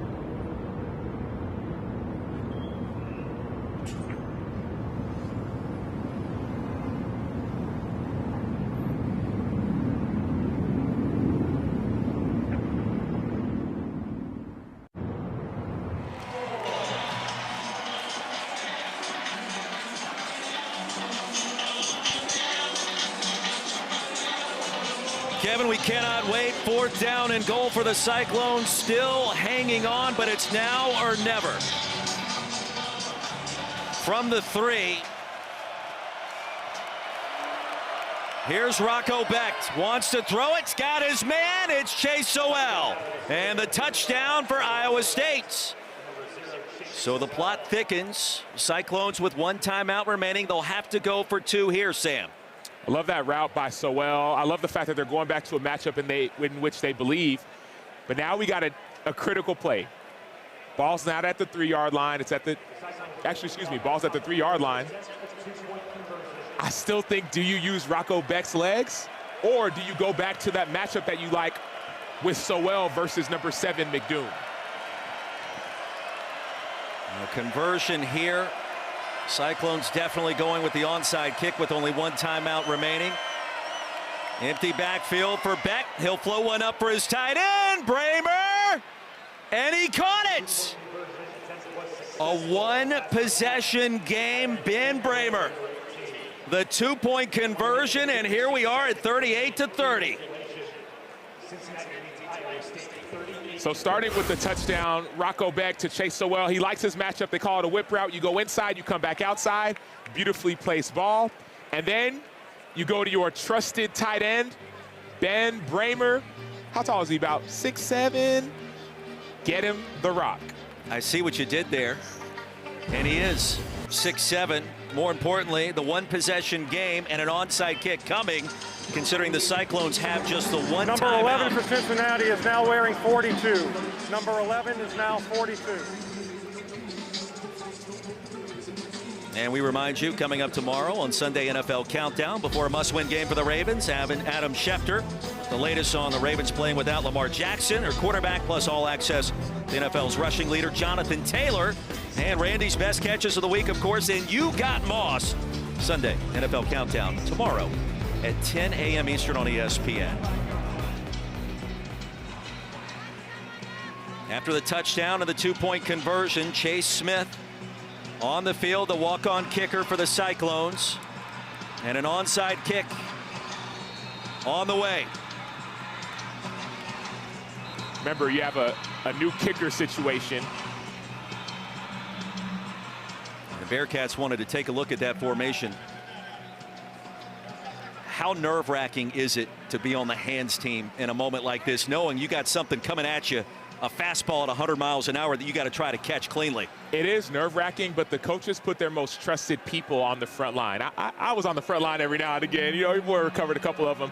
But the exciting part is that you have a job. You have a specific job. So you're looking at the kicker. You're wondering, okay, who's the real kicker? Number 94? Okay, great. He's away from me. I think the ball might come my way. So if I'm the furthest guy away from the ball, my eyes are on the football. I'm making sure it goes 10 yards. Now, if I'm to the same side as the kicker, he could kick it back to me, if that makes any sense. So you know the types of kicks you're going to get. So each of these players on the front line, not only are they trusted, but they've practiced this time and time again. They all know their responsibility. So that's the you can call it fear, but the joy for the frontline players. Now 2 kickers on the field. It will be Smith that tries to lob it off the hop. He can't do it. Bearcats recover at their own 49. Ola Collard able to hop on top of it easily. And with just 1 timeout remaining and 1:55 left, it starts to become a mathematical equation and almost certainty in favor of Cincinnati. And you're wondering, why was the kick straight to Ola Collard? Well, the issue is that's the 3rd-string kicker. He played high school quarterback. He played punter in high school. He kicked as well. But this is a situation in which he probably hasn't had that many reps on the onside kicking situation. So that's why you're wondering, if you're an Iowa State fan, man, why'd we kick it straight to the team? You're dealing with that next man up. A game that Cincinnati has not trailed. A 17-point explosion in our first 15 minutes. Oh, Sorsby, nearly disaster. Almost dropped the snap. And then Lasso down from behind. Here comes the final timeout for Iowa State. And you think about this for a moment. If the score holds, and for a coach like Scott Satterfield, what this potentially could mean entering his 3rd season. Near disaster, Sorsby recovered and found a way to get down quickly. Satterfield inheriting this team from Luke Fickell, who left to go to Wisconsin. Fickell took Cincinnati to the 4-team playoff just 4 years ago. Satterfield comes in from Louisville. There's a change across the board. It has taken some time. Signature win last week at KU. You back it up with an upset in quotations against top 15 Iowa State. Cincinnati was a slight favorite in this game.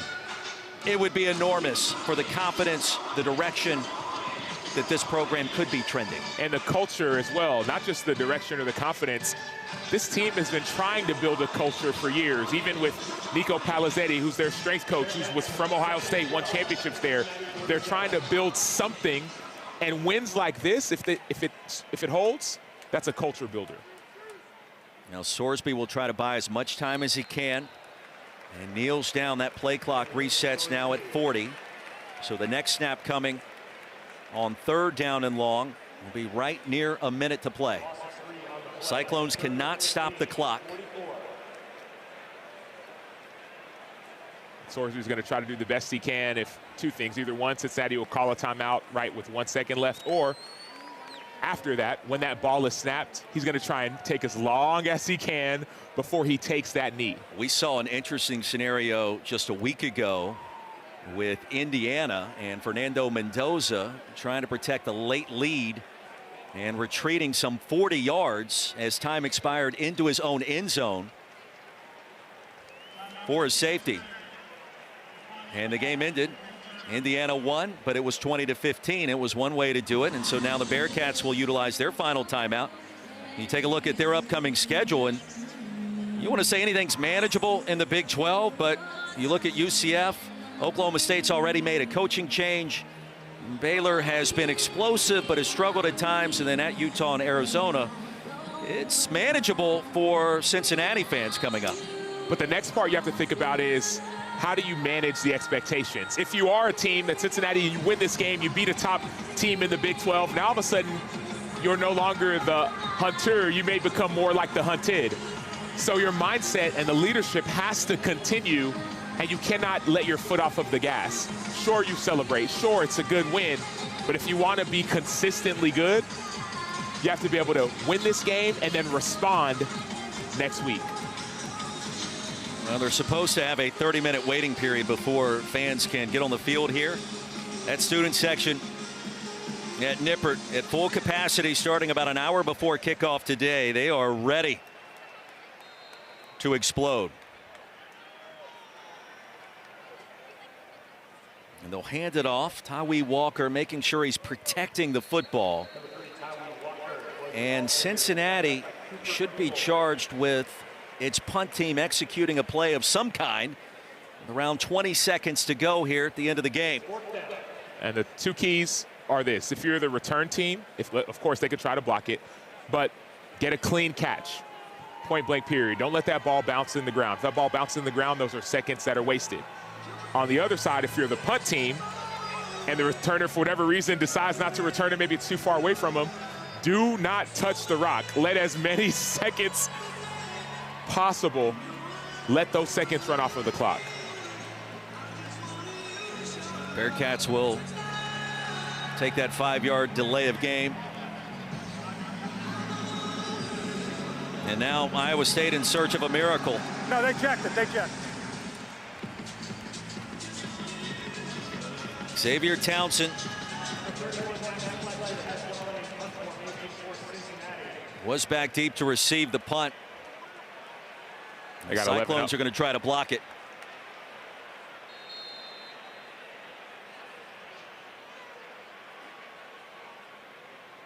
Important for Fletcher to simply catch the punt cleanly and get it off, which he does. Checks up at the 30 where it's kicked out of bounds. Yeah, I don't like that decision. I understand you're tied. Hey, if the ball's bouncing your way, don't touch it. But in this situation, it's different. Seconds are critical. I understand you say it's just 11 seconds. We don't touch it. Now it's 10, 9, 8, 7 seconds left. Now they only have one play rather than two. Now the flag on the ball as it sailed out of bounds. Did he kick that with his shin maybe? No, he hit it with his hand, but they may be thinking illegal batting. Yeah. So that's what the referees are conferring. Is that an illegal bat? Now don't go anywhere just yet.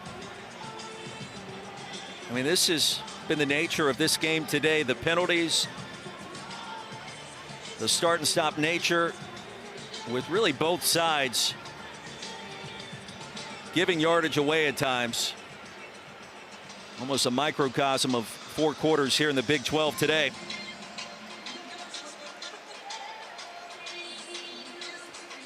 Cyclones staring their first loss squarely in the face in 2025. 11 wins last year, 2 quarters away from the playoff.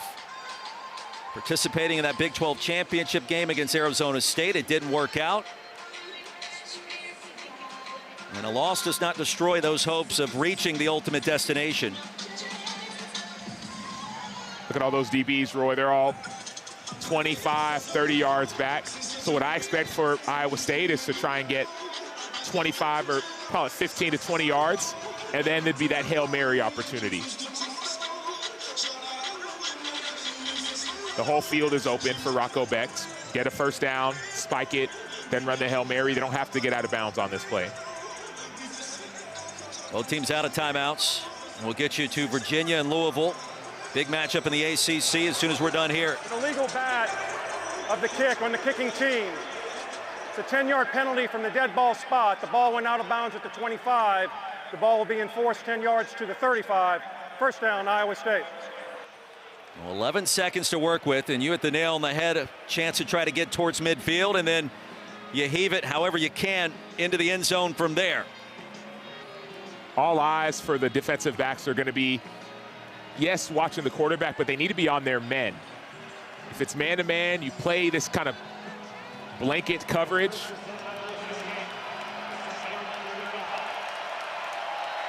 Don't let anything behind you.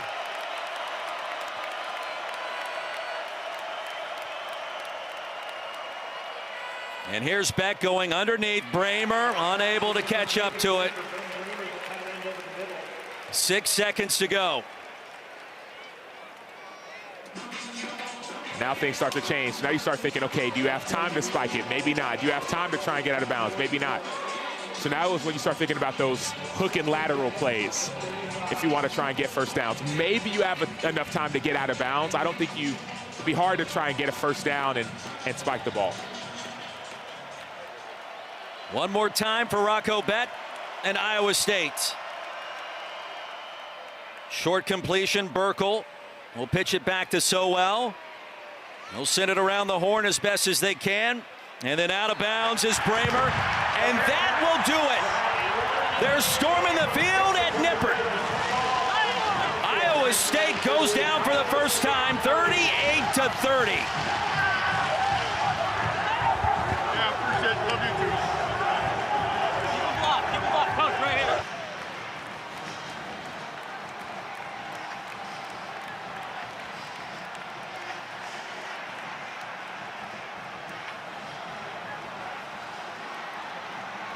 They've been waiting for this one for a long, long time, Roy.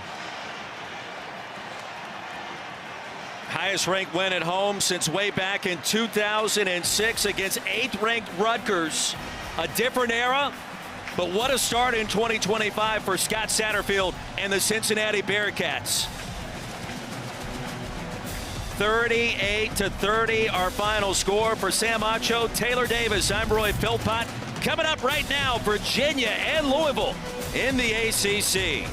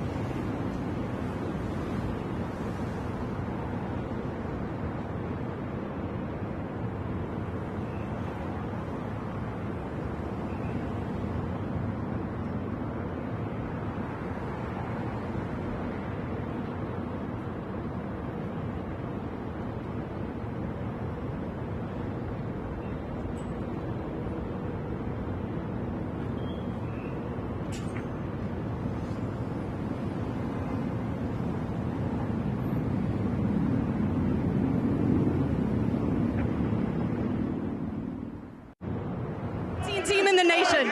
Yeah, first and foremost.